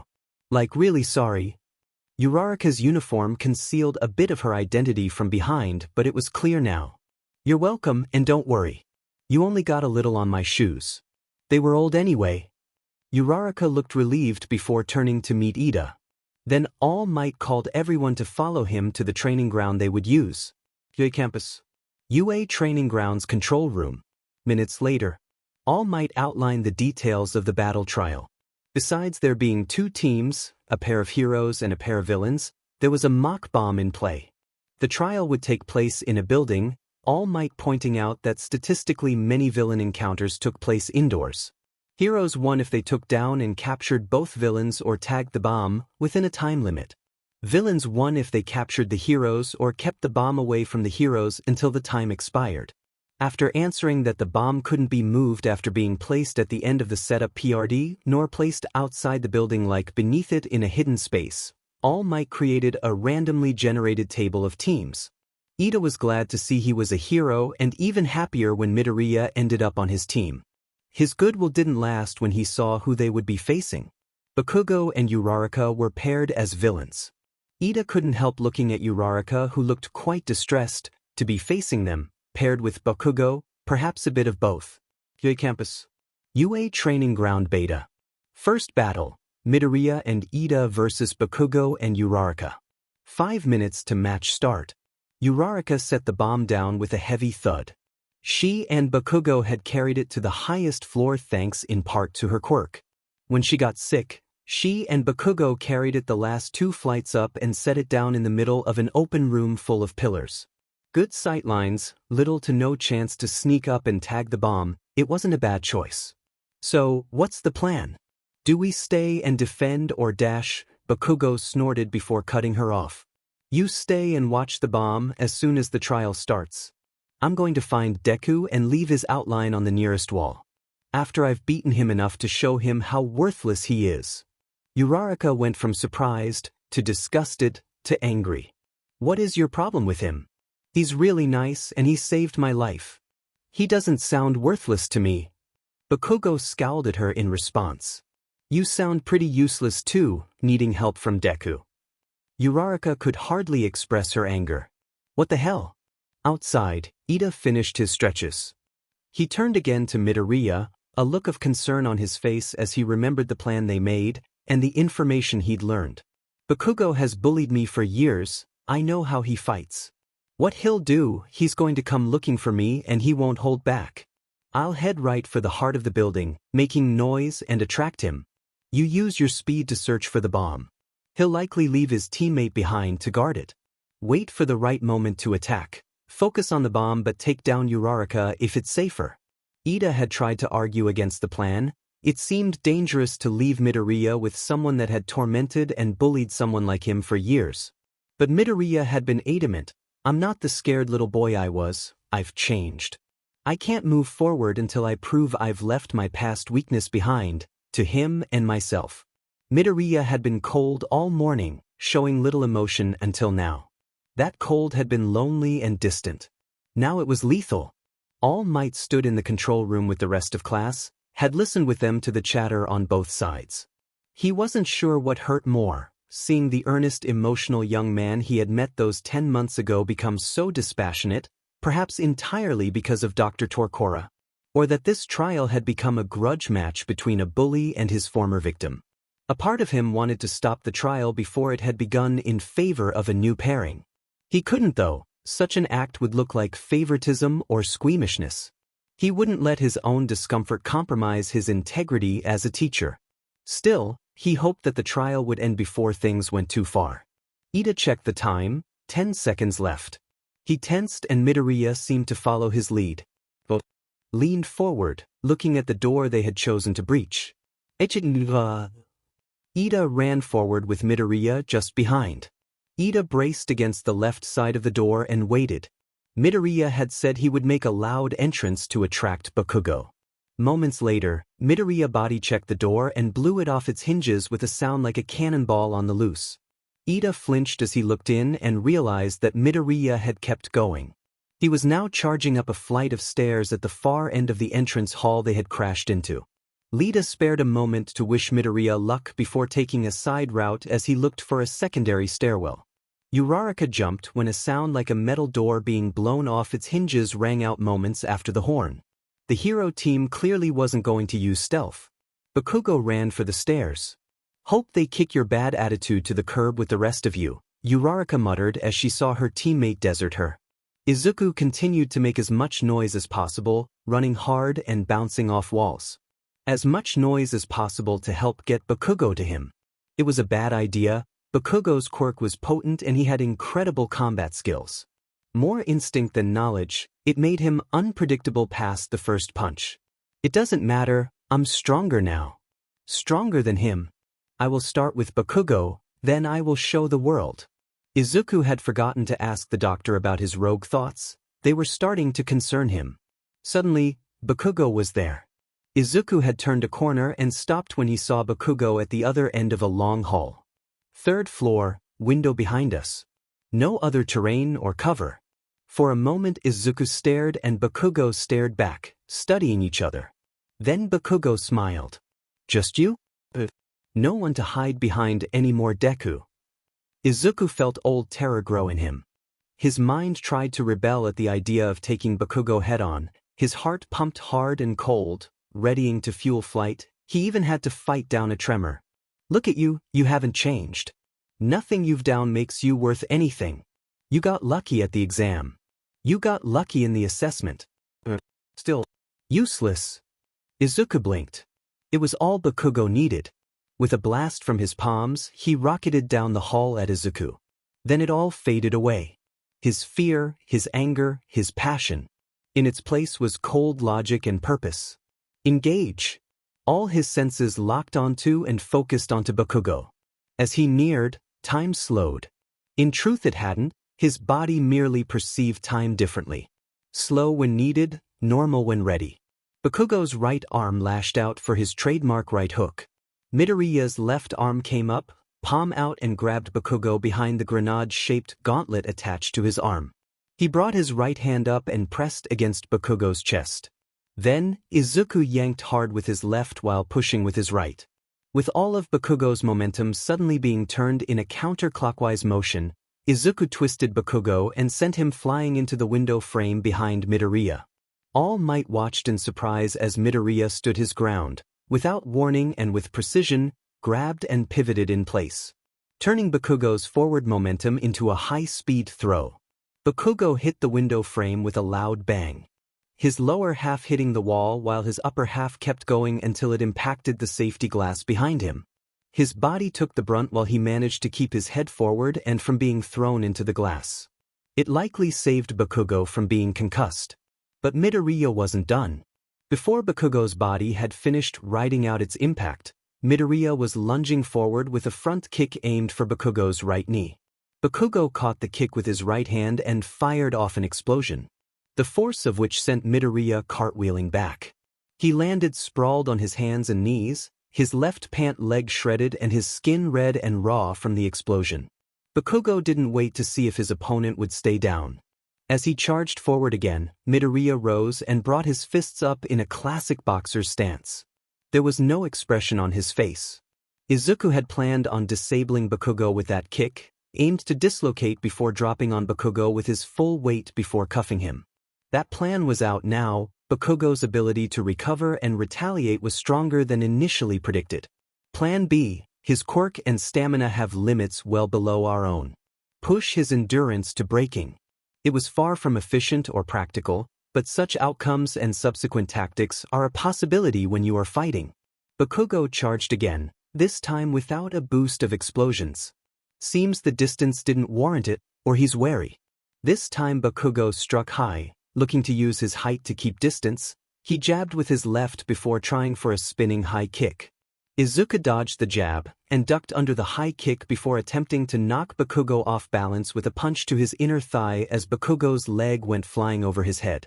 Bakugo grunted but didn't stumble as Izuku expected. Instead he brought his leg down fast and hard in a half turn, planting it before twisting his upper body back around with an explosion and bringing an elbow up for Izuku's face. Izuku caught it on his forearm before bringing his right knee up and striking Bakugo in the base of the spine. This time Bakugo budged, gritting out something like pain before stumbling forward. His rush checked and pushed back. Midoriya didn't pursue, instead resting his stance and watching Bakugo. He expected a counterattack. All Might had enjoyed watching Ida commit his own fight with Uraraka. He had tried rushing the bomb during a particularly loud crash from downstairs had distracted her. Unfortunately, he gave away the element of surprise by issuing a demand for surrender. To Yagi, it sounded like he was unwilling to ambush a fellow student. Uraraka turned towards him when he shouted, "Surrender the bomb." She immediately retaliated with a loose drum barrel she had found, lifting it and chucking it at Ida before releasing her quirk, creating a nasty projectile. Ida was so surprised he got clipped by it and went tumbling. He recovered before she closed to capture, but she did touch him as he went, making him float off the ground.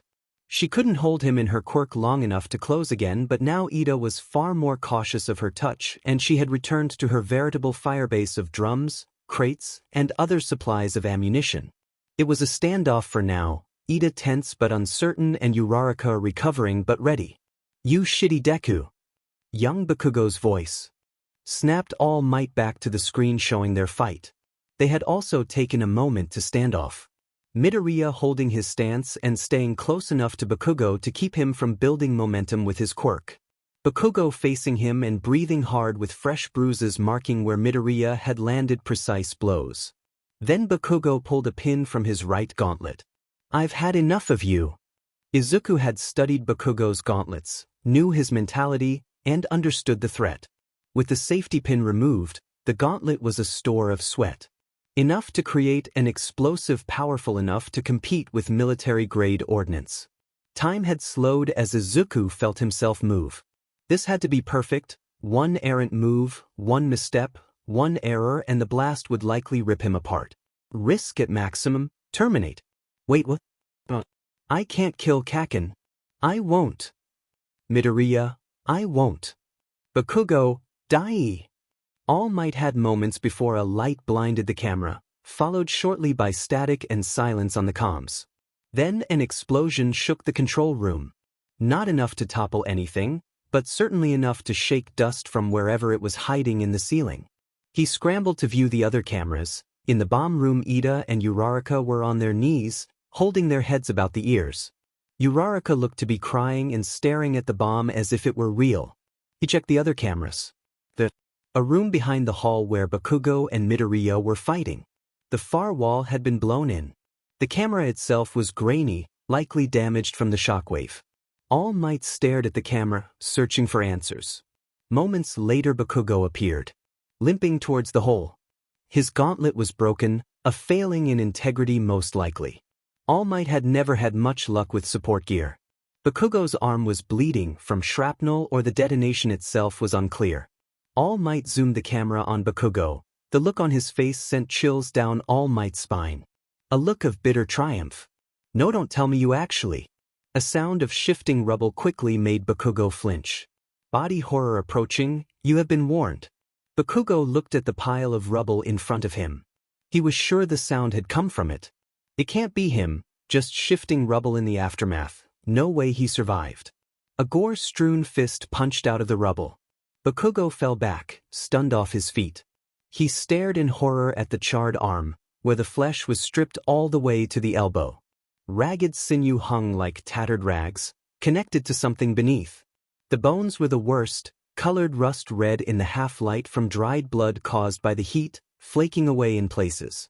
Then it moved, bending and moving despite the damage. Reaching down to the rubble and lifting a larger chunk away. Then another arm rose from below.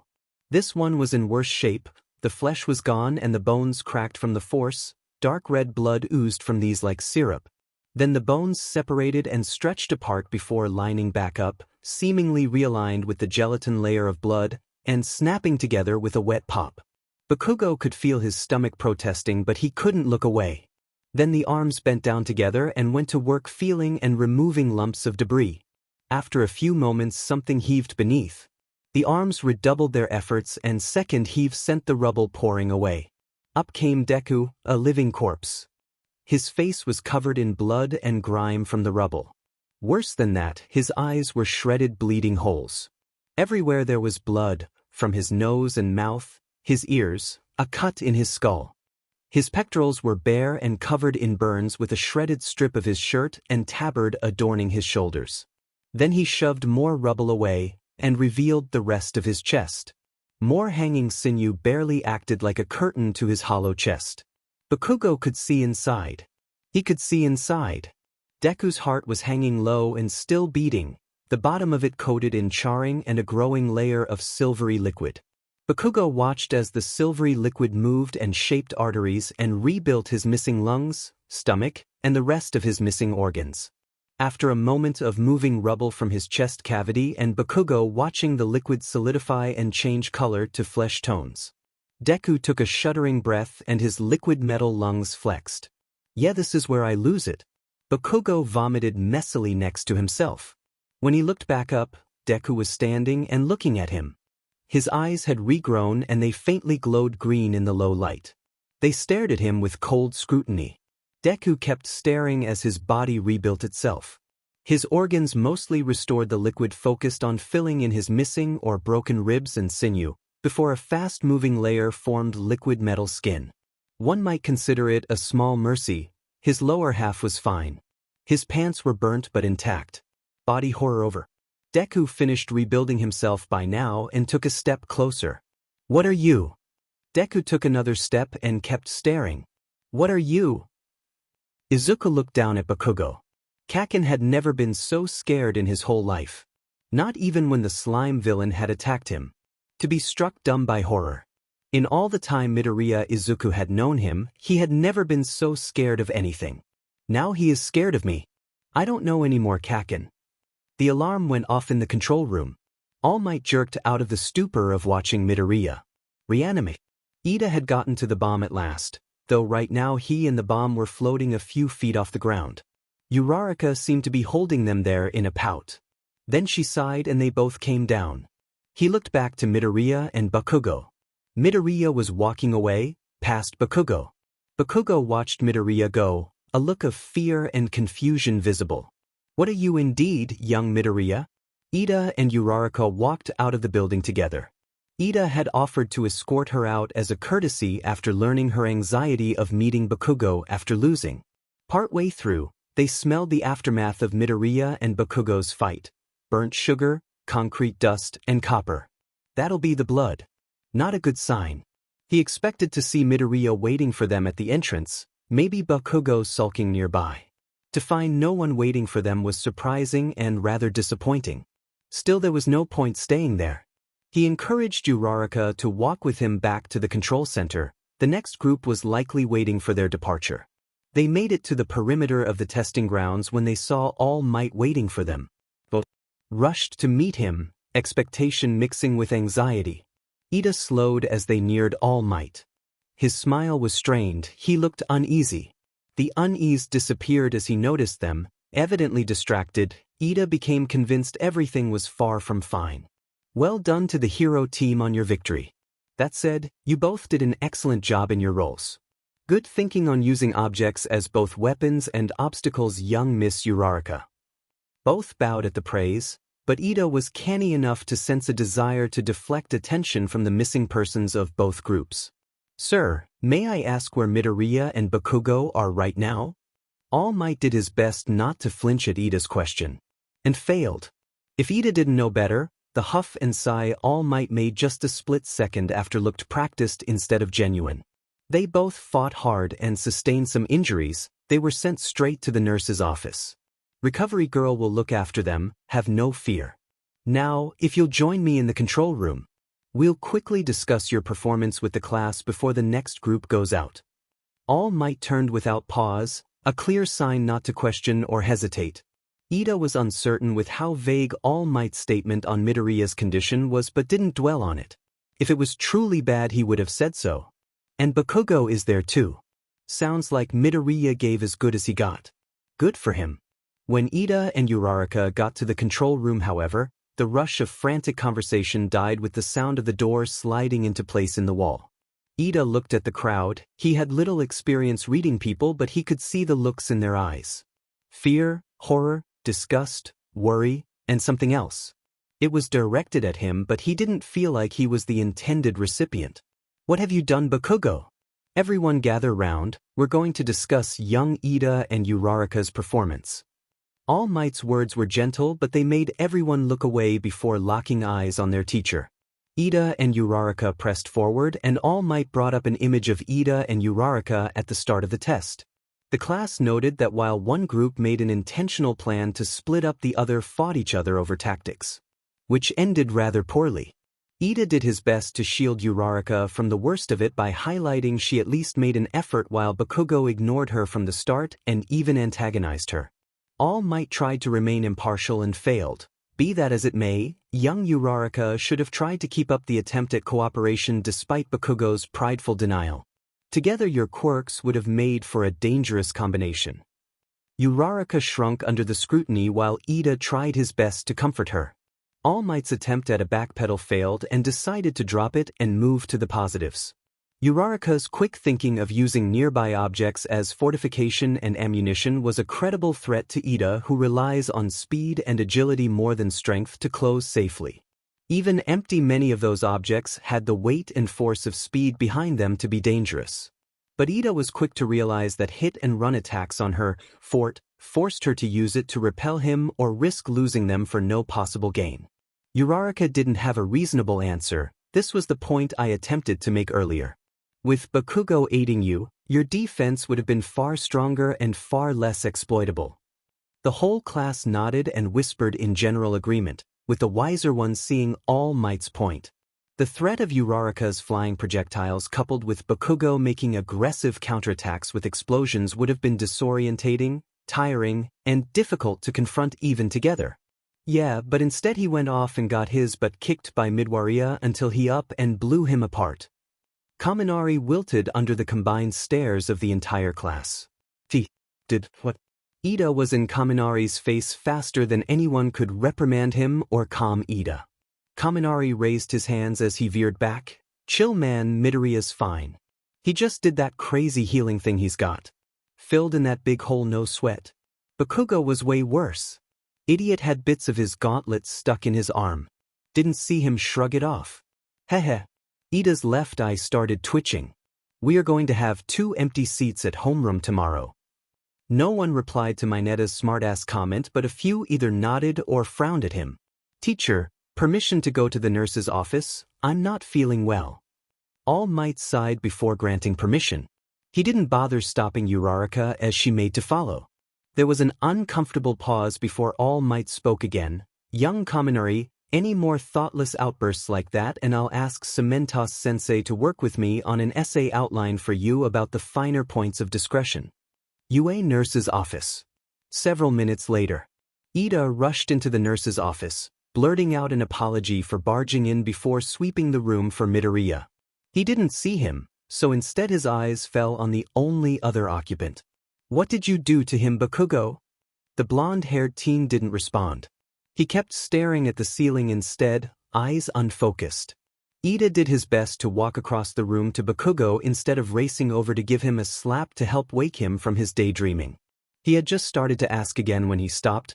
Bakugo's eyes looked more than unfocused. He looked like he was looking at something far away. Ida waved his hand in Bakugo's line of sight, but he didn't react.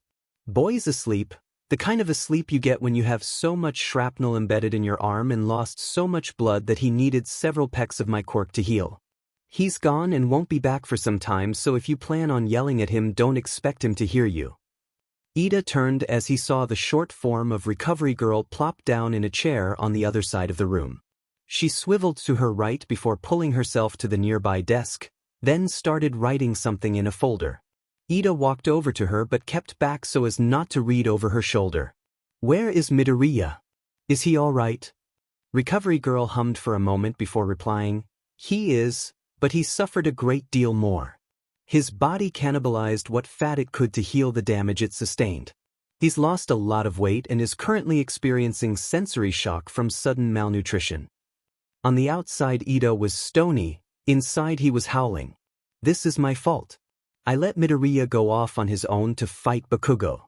He suffered because I let him go, and when I had a chance to end the fight early I warned Uraraka out of a sense of fairness. This all could have been avoided. I should have gone with him, or maybe I should have traded places. How do I make this right? Can we see him? Ida hadn't noticed Uraraka had arrived just behind him. Now she stood beside him with concern plain on her face. Recovery Girl looked up from her work and eyed them for a moment. You can just speak quietly, keep the lights low, and convince him to eat. I don't care how new his stomach is now. The pain isn't entirely because he just regrew it on his own. Ida and Uraraka exchanged horrified glances at each other before Ida spoke up again. He regrew his stomach? With a sigh, Recovery Girl murmured quietly as if for herself, I shouldn't have said that. Yes, he suffered a great deal of damage to his chest. Enough for him to have to rebuild much of it. He's fine for the most part though. I shudder to think what he's gone through not to be bothered by such bodily harm. Ida and Uraraka once more looked at each other. Ida's gaze went to Bakugo again. Uraraka took hold of Ida's hand and tugged him away. As they entered the isolated ward, she spoke to Recovery Girl one last time. Thank you for telling us the truth. Recovery Girl sighed. I didn't want to. A part of me. I'm warning you both now. Steer clear of this boy. He invites trouble onto himself and he'll bring you both heartache. Possibly more. Ida and Uraraka both struggled with the sudden dark as they entered the small isolation ward. The few lights that were on had been dimmed heavily and the curtains were all set to block out the light from outside. A few moments of adjusting and they carefully made their way in. In the dark they saw Midoriya laying back in a hospital bed, and 4-drip was on his arm and a table was in front of him with an assortment of food in front of him. Almost none of it seemed to have been touched, much to their dismay. Midoriya himself had a similar look to Bakugo outside, eyes gazing at something far away. Almost immediately though he seemed to come back, a smile appeared on his face but it was far from a pleasant sight. Ida stiffened while Uraraka raised a hand to stifle a gasp. Midoriya's skin was hollow and gaunt, his eyes were bloodshot, in the pale light he looked like a cadaver. I'm guessing I don't look so good, do I? 1 hour later. Izuku had enjoyed Ida and Uraraka's company. It was nice to know not everyone was terrified of him. He had imagined their reactions to seeing what had happened, imagined losing them as friends out of horror and disgust. He had tried to make them laugh and relax but he really had to practice his grim humor. Every joke only seemed to upset them again. They got him to eat at least, though it had been hard throughout. He was having cramps like his stomach was trying to throw up after eating too much every time he swallowed. Eventually though, they outstayed their welcome. A few others came in with injuries from the test and then All Might was there telling them they had to go on to their next class. They made their goodbyes and Izuku settled into quiet tedium alone. Except he wasn't alone, he had been waiting for a moment to shut his eyes but he had an important conversation for whatever was in his head. This wasn't rogue thoughts or a suppressed alter ego. Something had tried to direct him to attack Bakugo with lethal force in the test, now it was time to confront it. He spoke inside his mind, "All right, we need to talk. I know I'm sharing my head with something or someone else and I'd like an answer as to which and why." He waited a few moments, not expecting a clear answer. Query, which would you like answered first? Izuku felt himself start to panic a little as something other than his own mental voice answered him. Let's start with what to start with. Answer, we are QAI questing artificial intelligence. Our framework was designed by Dr. Torkora to act as a more advanced control system for the Renovarsho cells. What sets us apart from our previous design is that we are designed to improve our design through comprehension. To that end, part of our method of learning is through mental mapping of the human mind and body. Specifically, your mind and body Izuku unit. Izuku paused as he contemplated this. So you're an AI designed to copy my brain and body? Clarification, no Izuku unit. We do not simply create a copy. We constantly imprint off your mind and body to create a logic system to act as a basis of understanding. We are unable to process information as you do. We use information we acquire through mental and physical scans of your body to understand. Your mind and body are your own. So as near as Izuku could tell, the Renovarsho cells in his body had a learning AI to help them perform their job of rebuilding his body and possibly protect it from further harm. Izuku supposed on their own the mass of nanites that made up the majority of his new cells and performed a number of modified cellular functions had their own brain. One which he could hear and speak to, and which could possibly override him. To be clear, I have total control of my body. You can't do anything to take that control from me, do you? Answer, outside of extenuating circumstances like preserving your functionality in the event of Izuku unit's inability to function due to terminal wounds or loss of mental functionality, no. Izuku wasn't entirely satisfied with extenuating circumstances, but it sounded like only crippling damage of his body or mind would result in such a loss of control. Wait a minute. Are you suggesting you would take control of my body if someone took my head off? Clarification. In such an extreme event as separation, depressurization, concussion, or even destruction of the cranium, I am designed to rebuild and recode your brain as well as your head. As a failsafe, I constantly update my imprint of your neural pathways at all times. This means that while you could lose your head and regrow it, your identity and perception would not change so long as you withstand the mental fallout of such an event. However, it is highly recommended we avoid such forms of harm, as anything that could render such harm to your heavily reinforced and priority 1 bodily area and organ would most likely destroy every other part of your body beforehand. This greatly reduces the chance of successful reconstruction. Izuku could hardly argue with that. Alright, so I have a better sense of what you are, but why are you here in my mind and body? Why can I hear you, and why did you tell me to kill Kakin? Answer in that order. Answer. My purpose as directed by Dr. Torkora is to help understand your physical and mental needs in advance of danger. The previous AI for Renovarsho cells was solely to reconstruct damage of a body from a template. This template is updated intermittently with no proactive actions taken in consideration to natural bodily changes or impending threats, and only activates after damage has been registered. A plethora of lethal wounds can only be countered and healed with proactive responses. For example, your upper body, heart, and head would have received the same levels of damage as the rest of your sternum and associated organs if not for QAI shifting Renovarsho cells to coat your heart, spine, and upper body with an additional protective layer. The older AI would not have performed such a proactive redistribution of cells. It also was not designed to preserve mental functionality. Destruction of the brain would not have been permanent, but the rebuild would not have successfully rebuilt your neural pathways, resulting in Izuku unit's biological intelligence being akin to a vegetable. In events that involve danger to Izuku unit, my protocols are to interpret information gathered and translated by Izuku unit, return with recommendations, alerts, and suggestions on Izuku unit's next action. We also perform secondary roles of suppression of pain reception, reduction of negative mental synapses, and emotional response control. My recommendation to terminate the hostile and severely dangerous Kakin unit was to end the threat posed by this negative variable permanently. It would be core to your survival, and as predicted, Kakin unit's last attack was beyond the limits of your epidermal layer's defense rating. You suffered extreme damage, and a major extent of Dr. Torkora's work was revealed. The store of available matter for repurposing has also been completely expended. This is harming your biological health until it is rectified. Great, so even here in my own head I'm going to get lectured about how I messed up. But still, I wasn't going to kill Kakin.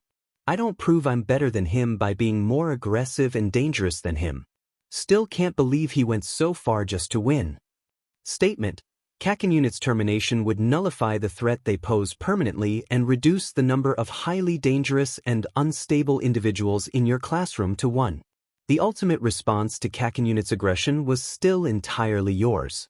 Miscommunication and lack of awareness seems to be the root cause for this result and the subsequent consequences. Error on both sides.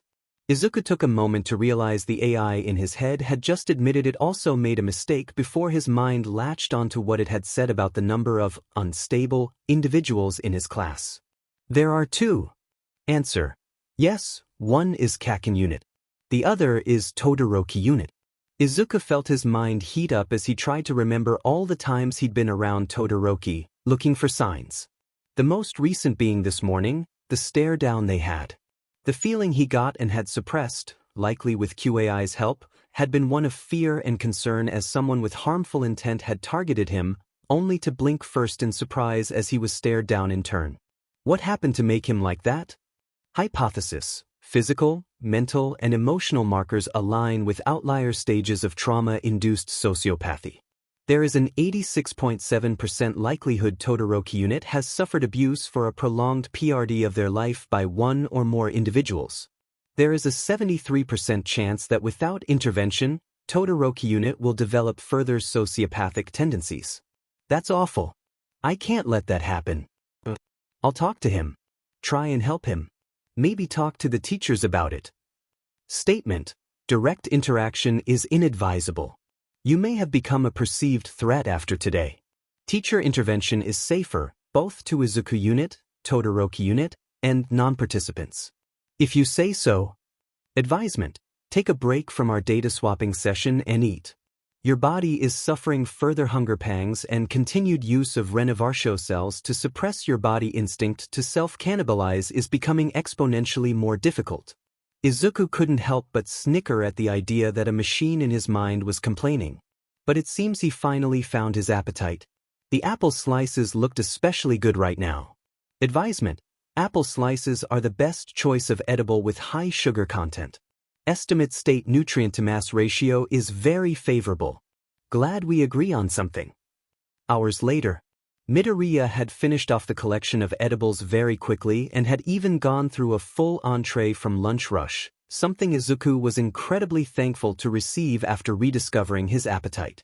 Right now though, he was in mental conference with QAI on ideas for the future, improvements to battle chat, ideas for autonomous responses to possible scenarios, and a name for QAI. Statement: I have a designation. I am QAI. There is no need for confusion on my designation. But I don't like it. It sounds so impersonal for what is a voice in my head. Besides, if we're going to be working together, it's better if we're both comfortable with each other. A name is important. You view things through my mind instead of my ISO. Mine's I, Kokoro no Mi. How about Kokoro?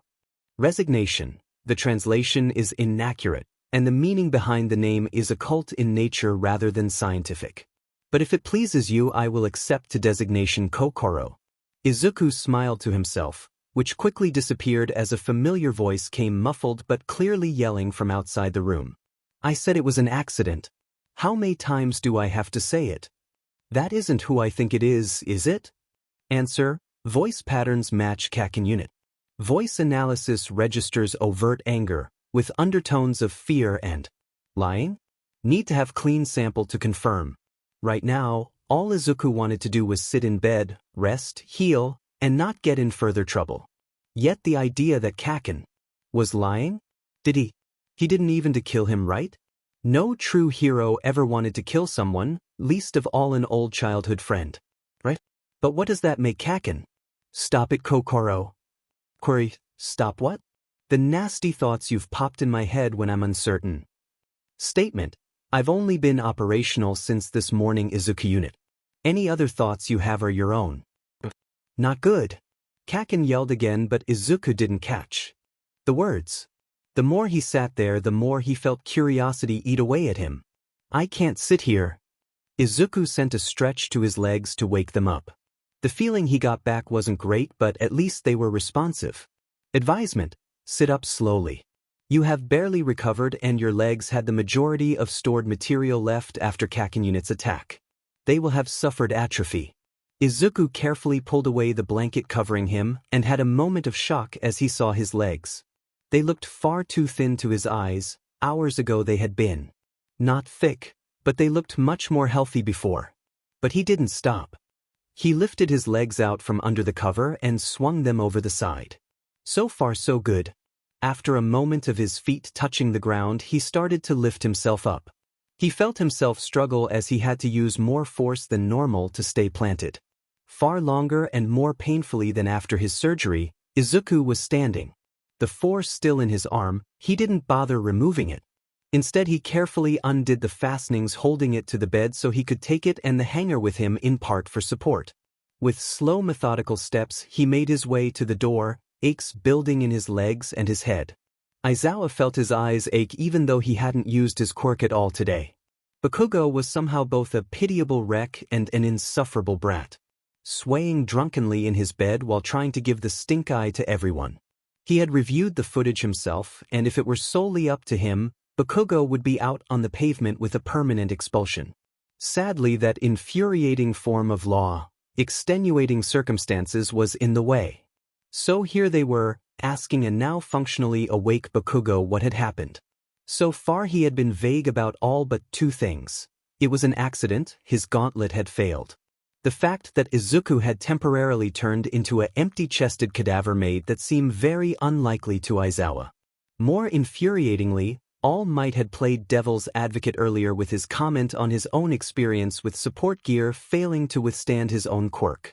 In between Bakugo's 2 points of defense, he had quoted All Might on the fact. Something he had confirmed after a quick call. He was out of time for the day, so he was off campus now for all intents and purposes. Are we done? I need to get home so I can sleep this off. Yamada looked to Aizawa before giving Bakugo a thumbs up and a low, "Yeah man, you're good to go. Your mom is here with a cab." Aizawa sighed as his partner in the investigation made finger guns pointing for the door. Then another door behind him opened slightly. Almost instantly Bakugo snapped out of his stupor. All eyes turned to the isolation room. In the afternoon light, a figure peered out looking like death. Shrouded in a medical gown, everyone could see how much he had changed. Face, arms, and legs gone pale and thin. Eyes sunken and haunting. Hunched as if unable to hold themselves up except with puppet strings. Completely at odds with the soft smile on his face. "Don't worry. I'm okay. Just wanted to say goodbye to Kaken before he left." "It's okay, Kaken. I'm fine, you don't have to worry." Izuku's voice was light and friendly. Looking back at Bakugo, Aizawa noted he seemed completely awake and even more disturbed than before. Midoriya? Are you sure you should be up and about? You don't look so good, my man." Yamada made his way over to Midoriya, speaking gently and seemingly attempting to shoo him back to bed. To his credit, Midoriya took the hint and bowed slightly before shutting the door. Yamada stayed by the door, seemingly to make sure Midoriya didn't stick around to eavesdrop. A quick sound of rustling sheets and Aizawa watched Bakugo leave. He didn't stagger or show any signs of inhibition he had before. Aizawa wasn't entirely sure if he had been faking or if Midoriya had shocked the last dregs of sedation out of his system. Bakugo moved with a vengeance to get out.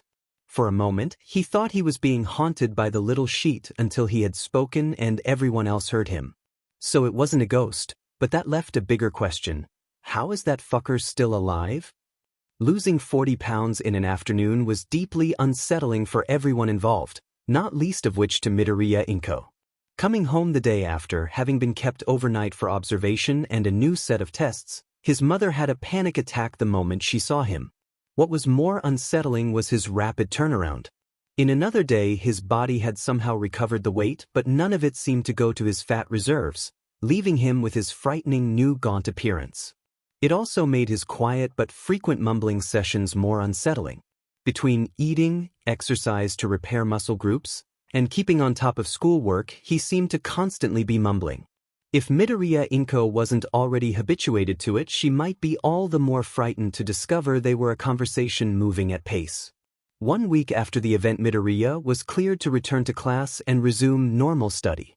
Ida and Uraraka immediately reached out to him and tried to help their stricken friend. This was met with thin but good-natured smiles, gentle gratitude, and kindness of his own. Yet his friends never felt he had fully healed from the event. For one, his appearance never grew healthier, remaining thin and pale, his eyes cold and often seemed to be staring far away at something. The mumbling gradually declined, which they took for a good thing, as did the teachers.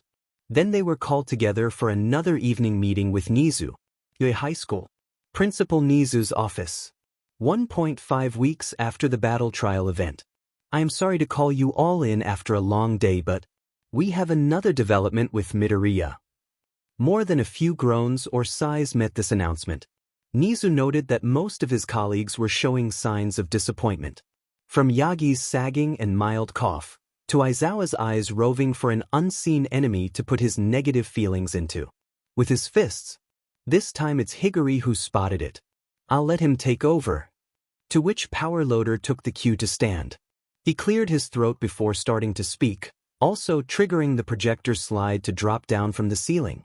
"Yesterday I got a material order form from one of my students, one Hatsum Mei, for a massive supply of iron, carbon fiber, and 3 small samples from the mineral groups rutile, ilmenite, and sphene. The first 2 aren't enough to make me raise an eyebrow anymore. She is our resident mad scientist and builds whatever she fancies." The looks of concern passing between the teachers about there now being a mad scientist in the support class alongside Midoriya was hard to miss. Power Loader made a non-committal noise before resuming. "What caught my attention was the 3 mineral samples. All 3 are used in the formation of titanium, the same material lacing Midoriya Izuku's skeletal structure." A few eyes turned to Recovery Girl, but this time she looked surprised as well. "I saw no signs that his body or bone structure had failed to heal the damage, even if it was at the cost of his bodily reserves." An uncomfortable silence met this, quickly broken by Eraserhead. "We should have expelled Bakugo." Bitter looks were exchanged at that. Many weren't as quick to believe a young boy like that would attempt murder against a classmate, not at this school. Regardless, that is not what we are here to discuss.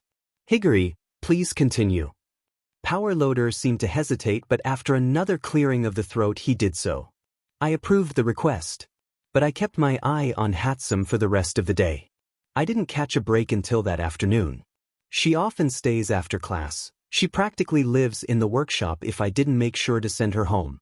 That afternoon Midoriya made his way into the workshop and sought out Hatsum. They talked and then Midoriya started breaking down the mineral samples with some kind of silver liquid. At least it looked like liquid on the cameras. It came out of his skin and in moments broke down the samples. Hatsum started getting excited and they talked even more. Pretty soon Midoriya broke down the iron and carbon fiber with the same silver liquid, this time though I saw it with my own eyes. I rushed to the window. It's not a liquid, near as I could tell it was like a swarm of silver bugs. Like bees or maybe scarabs. Power Loader had displayed the security footage on the projector around the time he mentioned Midoriya appearing in the support class workshop.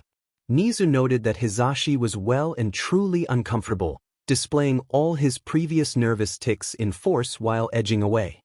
No one spoke, no one seemed ready to speak. Midoriya had a new and startling power, and they couldn't be sure if he had it to begin with, or more disturbingly, if he had made it with or without help. Finally Eraserhead broke the silence once more, powering through the bad news. What does this mean for him and for us? Where did those resources go? What is he going to do with them? All unsettling questions. I have a theory on that, Power Loader replied. The iron was rated fairly low quality as cast iron. Cast iron contains a high carbon content, but that also means it's good for making other metals, steel, titanium. He also absorbed carbon fiber of a high grade, as much as he could get from a material order. Not a lot in truth, there is not too much you can do with that much carbon fiber, high grade or not. This time it was All Might who broke the conversation. Excuse me, what do you mean by high-grade carbon fiber? Power Loader paused as he sought a layman answer. The grade of carbon fiber refers to how dense the carbon content is versus composite materials. Low-grade carbon fiber is minimal with a cheaper, more abundant, and typically less brittle material like plastic. Low-grade carbon fiber is relatively cheap this way, but it has a bit of carbon fiber's strengths. Lightweight, strong bonds, and it meshes well with other materials. A good example is its use in sports cars in place of heavier and more expensive aluminum. Carbon fiber also resists corrosion and rust. Higher-grade carbon fiber has a greater carbon content, making it stiffer and stronger so it doesn't bend much at all, but that can be a weakness. High-grade carbon fiber on its own is very brittle, meaning it doesn't take impacts well. Nizu was already certain he knew where this was going, and Higuri had a bad habit of making a lecture out of simple questions. So he waited and found the moment to push the discussion back on track. So how do these three things come together? Two very brittle materials that wouldn't suit the purpose of armor or general combat, but one that is commonly used for military applications. That sounds like the building blocks to something more. The flash of tension in the room as people came to the same conclusion was palpable. That's exactly my point. It's the raw materials for something else. High carbon iron is commonly used in forging steel. The more carbon you can work out while increasing the strength of the steel, the better.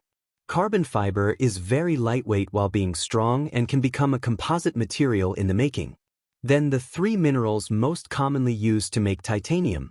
Now we also know that Midoriya possesses an ability that can break down and absorb all those materials, quite possibly at the molecular level. Is he trying to further the alterations to his body?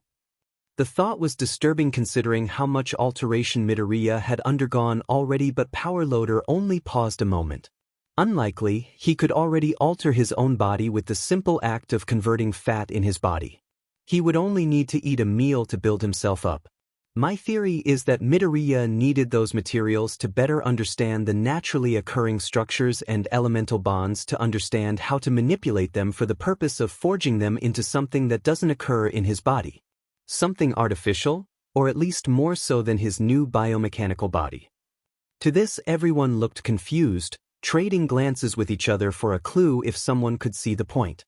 After a moment of quiet, Present Mike finally spoke up. So why do that?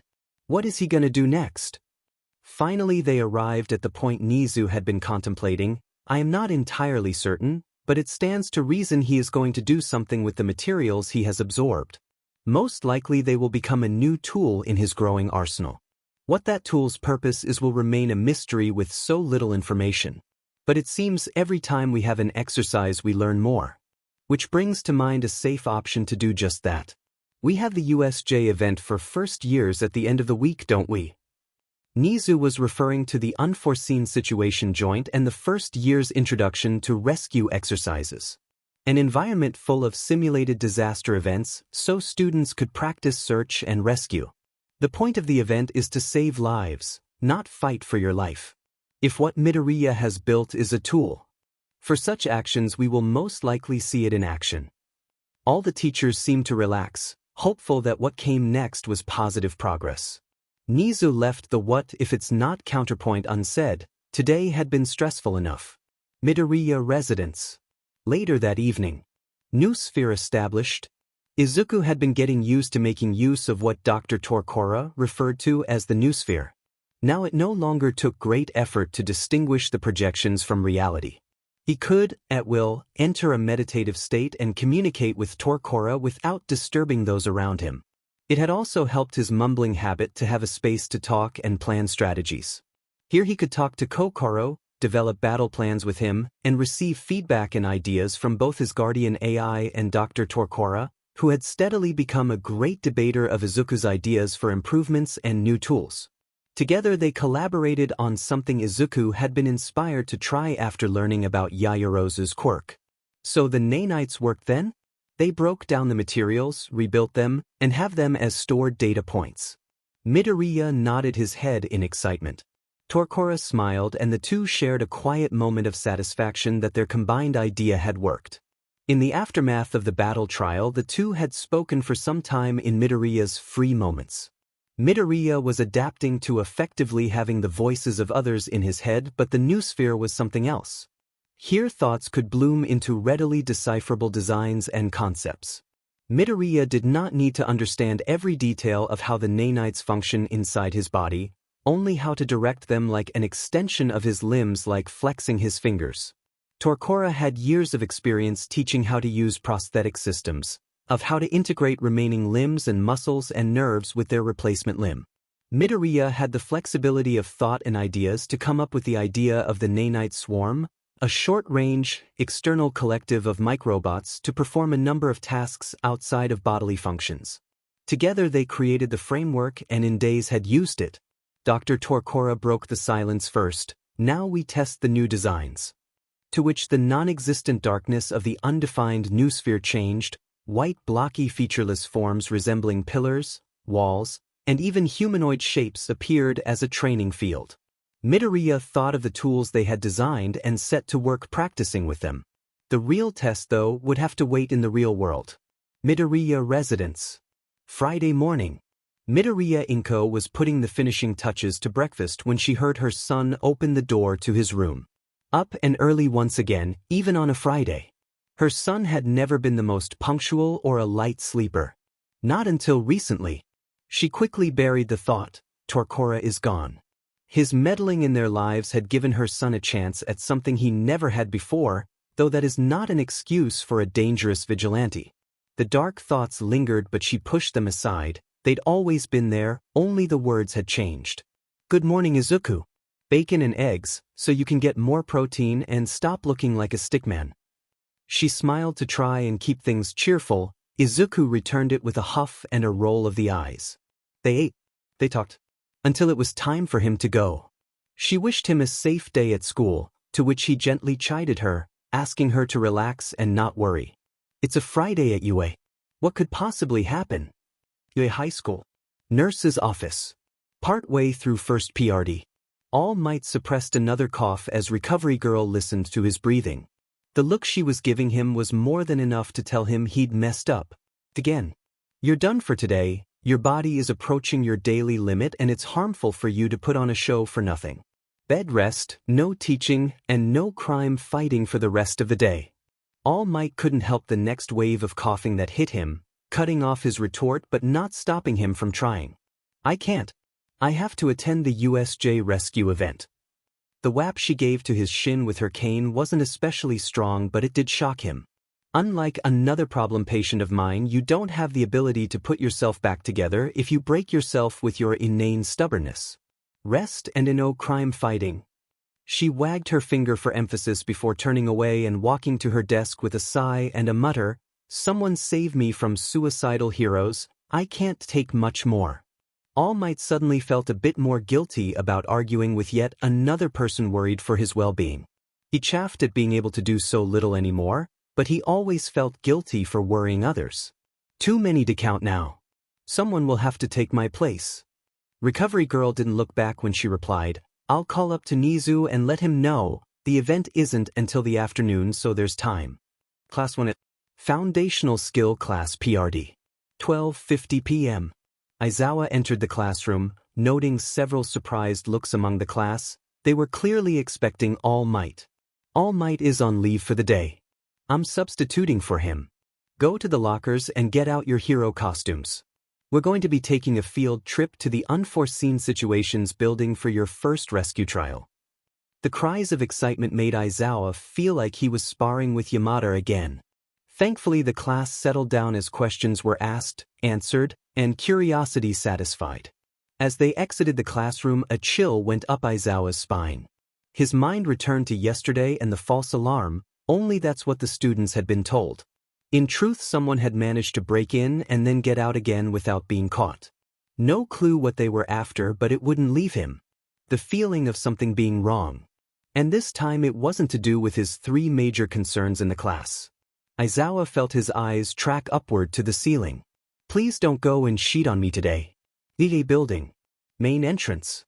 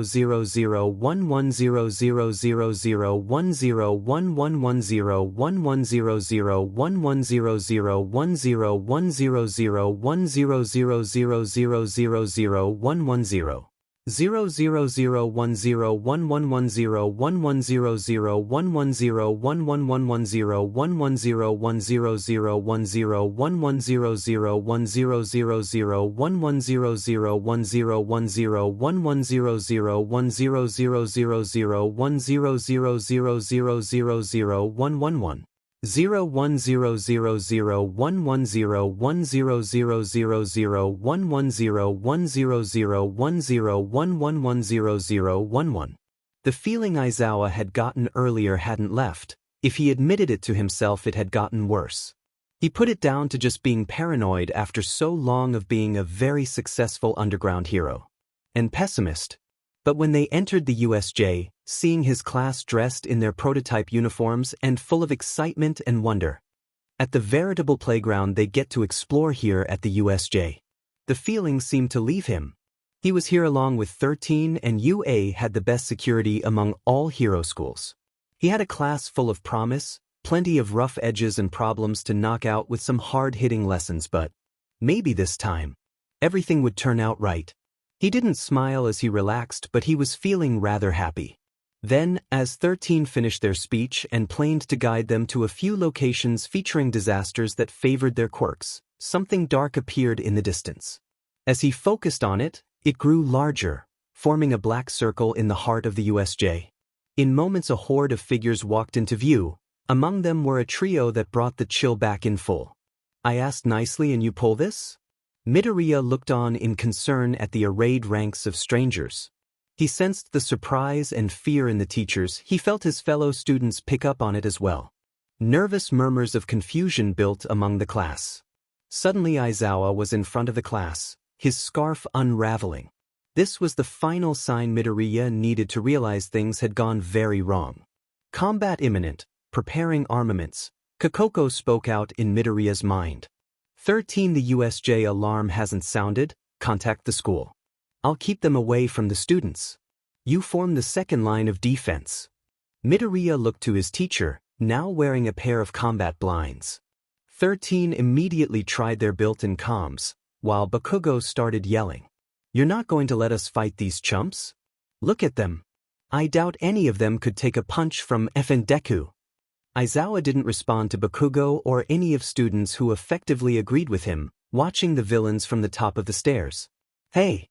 I mean it! Let us fight. We're supposed to be heroes." Midoriya knew the likely reason why, so he spoke up. "We're not heroes yet, Kaken. We don't have the legal right to fight them, only to perform self-defense. It would be an act of child endangerment for Aizawa-sensei to have us fight them too." Midoriya could feel the glare Bakugo was giving the back of his head, but it didn't matter. Besides, Midoriya was too busy watching the villains as well, trying to discern what they were up against. It wasn't a good estimate by his and Kokoro's estimate. There were upwards of 30 individuals making up the mob, slowly closing in on them, taunting and threatening all the while, but more concerning were the 3 behind them, one of whom appeared to be a figure made of black smoke, much like the portal they had arrived through. The likelihood that they could portal in reinforcements was high, or that they had already filled the space with unseen villains at other locations. The second figure, on the other hand, was a monster of a being. Black skin and pink hair. Or was that their brain? In any case, they towered above all the others and looked as physically imposing as All Might. As if thinking of the number 1 hero at the same time, the third figure shouted out a question: "Where is All Might?" Aizawa-sensei made the fateful choice of telling him that he wasn't here. The pale figure's reaction was violent, rapidly scratching at himself and contorting. Midoriya could hear him muttering something until he spoke up out loud. "I wonder if he'll come if we kill all the brats." "Kurogyri." Aizawa tensed, expecting the black-skinned golem to come charging up the stairs. Instead, he felt a chill behind his back. He turned in time to see darkness envelop him. When the light returned, he was on the ground floor, surrounded by villains. He looked at the trio of leaders who were now very close. From behind the pale hand latched to his face, the young one appeared to be smiling as he pointed a finger at him. "Whoever kills him for me gets their weight in yen. Group effort counts, raid start." Then Aizawa was neck-deep in attacking villains. No one was prepared for their teacher to suddenly disappear, see him placed in the midst of a pack of villains, and then set upon by them. In the wake of shock, a new figure took his place uncontested. The black smoke figure suddenly appeared from a new black portal. 13 threw out a hand while pointing a finger at the villain. "Come any closer and you're going to end up falling into a black hole. In fact, you should leave now, backup is coming." But the villain merely laughed, then simply ignored 13's threat as he threw his arms wide and a number of portals appeared from all sides. "Greetings, children. My name is Kurogyri. I am a member of the League of Villains. 13 is bluffing. We have planned this event for months. We have disabled the alarms and blocked all forms of communication in or out. Our goal was to trap and kill All Might. Now, instead, you'll die in his place. The age of heroes is over." He finished his speech with a snap of fingers, and immediately the portals started flying towards the students, almost at random. Midoriya did his best to evade while also trying to haul 2 students beside him away from Kurogyri and towards the exit. He got all of 5 steps before one of the students tripped in the panic. Midoriya turned his head to the right for a second to see what had happened and only caught the warning from his left as an incoming portal successfully intercepted them. In an eye blink, they were swallowed up into darkness. In another, Midoriya felt himself falling, instinctively trying to face the incoming ground. He caught sight of water moments before impact. The building. Sinking ship trial site. 12:55 p.m. Mental note for the future. I am no longer buoyant enough to float in water. Izuku was pretty sure the odd sounds coming from the villains in the water around him were discussing this current predicament he was experiencing and laughing about it. He was caught between sinking to the bottom and the villains making hit-and-run attacks on him whenever he focused on swimming to the surface. So far the attacks had been ineffective, only making him break concentration to focus on defense. But even with his quirk greatly extending his oxygen supply past the norm, he was running out of options and the villains were getting bolder. A change of plan was needed and the villains needed to be persuaded to leave him be. Thankfully he came up with a plan just as one of them seemed intent on finishing him off. Shaped like a fusion of man and shark, the villain tried to speed in from Izuku's supposed blind spot just behind his left side. Too bad for the villain, Izuku had no such issue sensing sudden movement in water thanks to his heightened sense of touch. Izuku just hoped the villain's teeth were only as strong as a shark's and no more because he was going to have to get bit to bite back. Izuku felt the villain close the distance and hoped he didn't look like he was tensing up for an attack he knew was coming. Then it all became academic as the shark man's jaw latched around his right shoulder. Izuku sprang into action and as the shark man tried to swim past after his attack, Izuku's arm shot out through the water and grabbed the man's leg by the ankle. Immediately the villain reacted by trying to kick at his hand, which stung, but Izuku clung on. Now with a major deadweight tied to his leg, the villain was forced into a grappling brawl, which suited Izuku far better. The shark man reached down with a webbed hand and Izuku's left hand surged out with precision and latched onto his foe's arm. Now caught on their right leg and left arm, Izuku hauled himself towards his attacker, now turned victim. A powerful kick lashed out from the shark man's free leg which glanced off Izuku's cheek, but he kept on gripping with increasing force. The shark man now found his opponent was not just heavy, tough, or had good lungs, he had skin able to resist his shark skin and a grip that had just cracked the thinner and lighter bones in his ankle like a walnut. Izuku felt the break happen, correctly guessing someone with a shark mutation quirk may have bones closer to cartilage in nature. The shark man's reaction was to be expected. He started thrashing in pain. Now suddenly eager to be somewhere else and get away from this nasty child. He tried even more to kick him off while curling his body to bite Izuku's hand latched to his arm. That was a mistake. Meanwhile, on the boat, Sue and Mineta were really starting to panic in their own ways. The water quirk villains were getting closer and Mineta was running out of adhesive spheres to fling at them any time that thought about climbing the boat or maybe trying to sink it. Of more concern to both was the status of their classmate Midoriya. Tsuyu had tried extracting him from the water but he had sunk further and attracted too many villains for Tsuyu to make it to him safely and get out again. Now though, the villains seemed more intent on whatever was going on below the water. Tsuyu had hoped Izuku was somehow going to escape them, perhaps faking drowning before walking along the bottom of the water and climbing out. His quirk was incredible resilience. Did that extend to his lungs? Neither of them were prepared to see Izuku burst from beneath the water with his hands dug into a shark man's gills. Izuku was gasping and the shark man was screaming in pain with a bleeding snout of a nose. "Get your hands out of my gills, you little sheet." Suddenly all attention was on Midoriya as he now fought a growing number of villains while trying to stay above water. Keeping one hand hooked into the shark man's gills, who had effectively become his hostage, and a number of allies. Tsuyu. A moment between attackers and his hand held above his head was all she needed. One hard yank with her tongue and Midoriya was on the boat with them and out of danger. It went some way to easing her fear and disgust over the blood she tasted from the shark man. Tsuyu looked over Midoriya as he sat against the ship's guardrail in his ripped-up pea uniform and taking deep breaths. He didn't blink the whole time. When he seemed to notice her staring, he gulped down one last breath and tried to smile. He looked half mad instead. "So, you got him to the surface by blocking up his gills with your fingers?" Izuku quietly nodded before standing up and looking down at the villains. Tsuyu joined him and saw the shark man was busy hacking and coughing while blood trickled from his nose and gills. Midoriya had clearly not been gentle.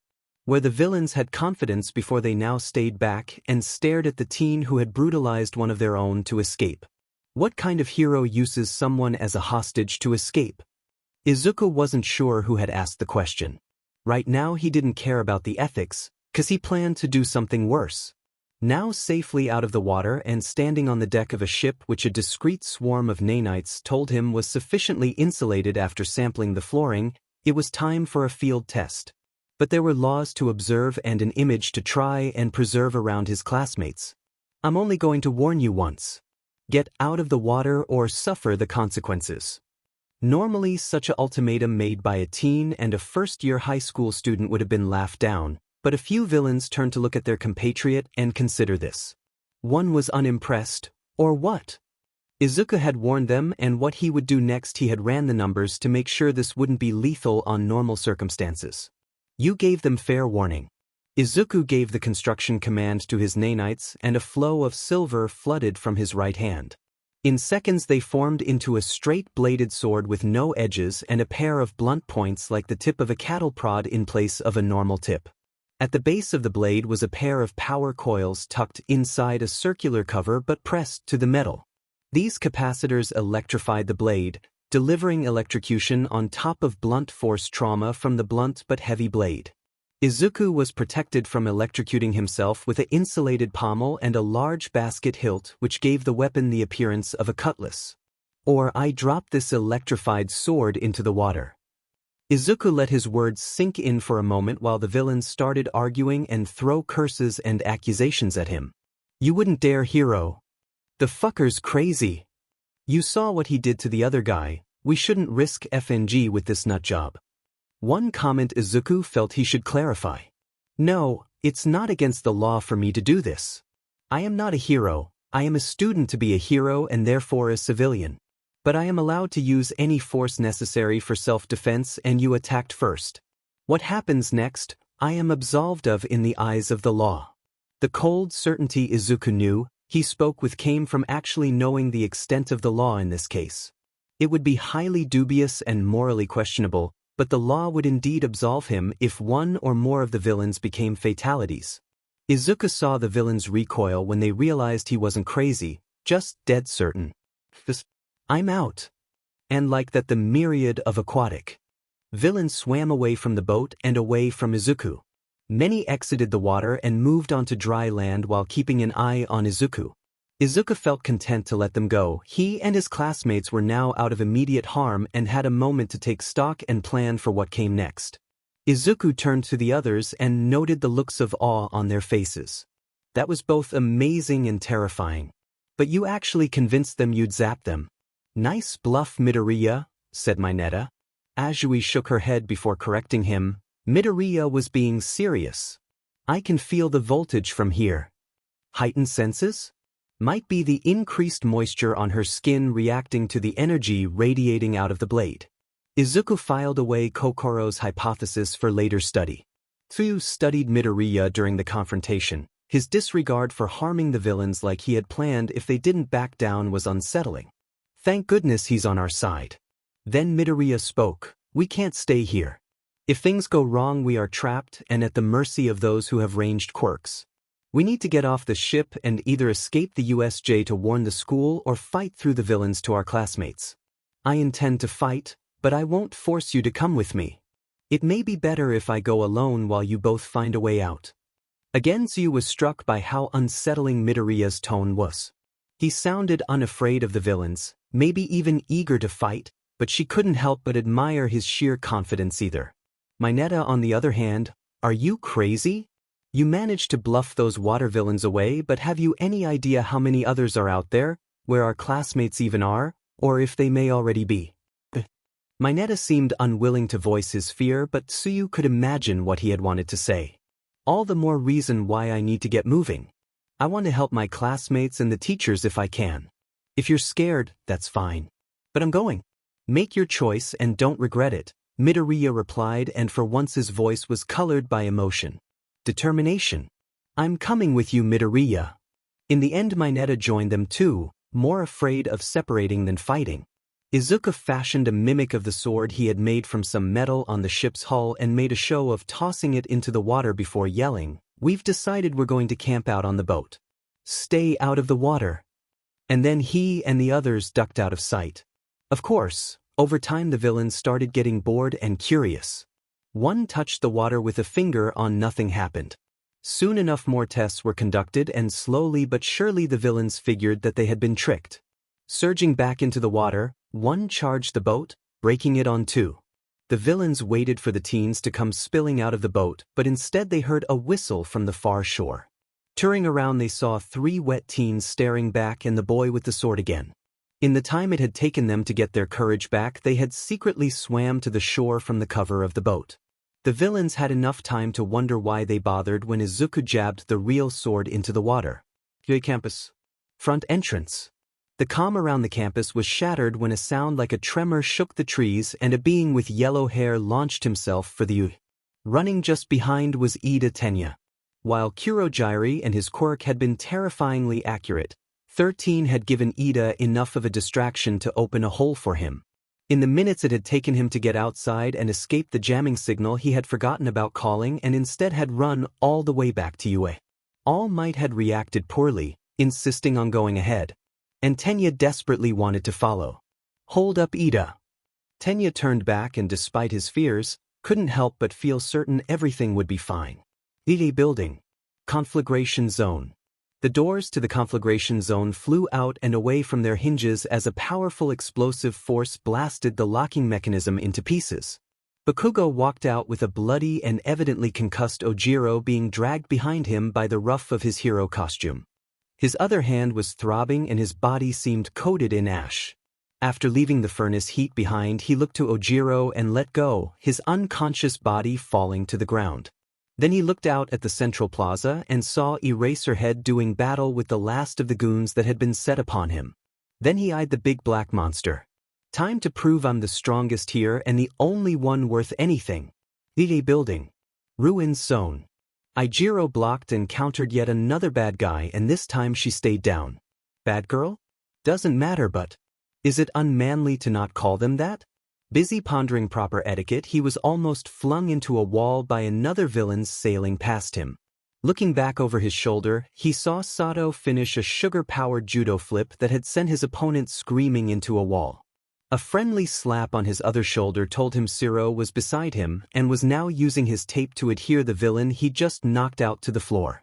They'd quickly formed a buddy system, the four of them. Ijiro and Sato would pummel the villains, Siro would keep them down and block other entrances with his tape, and Ishido would use her acid against any barriers between them and the central plaza while keeping an eye out for danger. It had been surprising when she had taken charge, but the impromptu plan had more or less worked. And now the villains were thinning out as their numbers got taken down with repeated punches and lots of tape. Ishido, how far are we from getting out of here? She turned to Ijiro at his question before taking a peek out a window. Not finding her chosen landmark, she ran to another and pointed towards the big fountain. Looks like we're a few buildings out. Just got to clear another 2 streets and we should be through. Ijiro nodded at the news, glad they had made progress after their last chance to climb a building and check their surroundings, hounded by villain patrols in the ruins. The villains had a few with quirks that made walls and holdouts between ruined buildings. The quartet had been forced to run and fight almost the whole time. Ijiro was getting tired, Sato was pushing his sugar reserves and was suffering mental problems from using too much, Siro's arms ached from so much tape use and from fighting himself, Ishido was running dry on her acid. But if they could just get out of here and back to their teachers, they'd be okay. As long as the teachers are. Ide building. Front entrance landing. Kurogyri finally had a moment to think and evaluate. Dealing with 13 had been trickier than expected. She was a canny fighter and understood the danger of his quirk. But the simple fact was that somehow her own quirk could swallow his portals. She was pressed close to her remaining student who had attempted to get out of his vision and try to get close. He had ended that with one of his secret weapons. One of his perfectly remembered storage rooms back home, which held a large empty safe on the floor. So what if it was an Acme GG? Nearly dropping one on the brat had given them enough reason to stop or risk further such attacks. He wouldn't tell them it was his only trick. But plenty of time had pasted for the speedster hero to escape and call for help. Time was running out. He decided now was the time to cut their loses. A quick thought and he phased away to Shigaraki's side again, faster than 13 could react. In a glance, it was chaos. Eraserhead and Shigaraki were staring each other down while all about them lay beaten villains. Master, one of the heralings escaped. We are out of time. But if Kurogyri expected sensibility from anyone, it would not be from Shigaraki. Not yet. Not unless you somehow killed 13. Kurogyri could tell Shigaraki was angry. Between the henchman's collective failure and Shigaraki unable to land a decisive blow on Eraserhead, who Kurogyri noted was wounded but still able to fight, Shigaraki wouldn't leave. Not until, A sound like an explosion from behind caused Kurogiri to shift his senses. He detected an incoming individual, and without turning he opened a pair of portals to deposit the interloper directly into the ground in front of their last resort weapon. A blond young man hit the ground in front of the Nomu with a thud, but seemed to recover quickly. Another blast of fire and he was on his feet again. Nomu, make the blonde sit still. Immediately the Nomu took the fastest and most violent approach to fulfilling said order, by smashing a backhand fist through the boy's legs. Shota felt panic spread through him as Bakugo legs were taken out from under him with enough force to break his legs if he didn't try to evade with a burst of fire. But whatever Nomu was, he was fast as well as strong. As quick as Bakugo was, the backhand became a grab, and as soon as the hand was around Bakugo's ankles, Nomu flung him into the ground. The full body snap Bakugo did on collision with the ground was horrifying. He didn't move after that. Shota was all but ready to charge headfirst into the monster that had just whipped his student around like a toy when he saw a blur of blue and red off to his right. With a quick snap of the eyes, he saw Midoriya come charging from a spot of cover with a sword in hand and murder in his cold green eyes. You saw your former bully get cracked like whip on the ground, and this is how you react? You plan to stab them in the back with a FING sword? Kurogiri could sense another individual attempting to approach from directly behind, evidently not learning a lesson from his classmate. This time though, Nomu, there is a pest behind us. Flatten it. Izuku saw the one called Nomu turn and lock onto him with one of its eyes, and then it was sprinting at him with earth-breaking power and speed. Estimated strength is well beyond tolerances for harm. Evade. Izuku certainly tried, but with his ability to dilate time, he could see the Nomu turn to follow him as he juked right. He saw the incoming lariat a moment later, just ducked under it by going to his knees while attempting his own attack with his sword. But being designed for electrocution and blunt force instead of cutting, all it did was spark against Nomu's arm. Izuku had a sinking suspicion that was less than effective when Nomu's knuckles were in his face after performing a half-turn in the space of a second.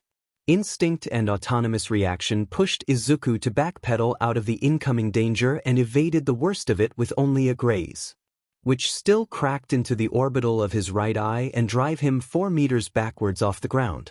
Izuku hit the ground in a tumble which ended on his back. The shock of the blow left him reeling and his vision violently spinning. Rapidly blinking while his forehead felt like someone had jammed a chisel into it, Nomu came stomping into his sight again.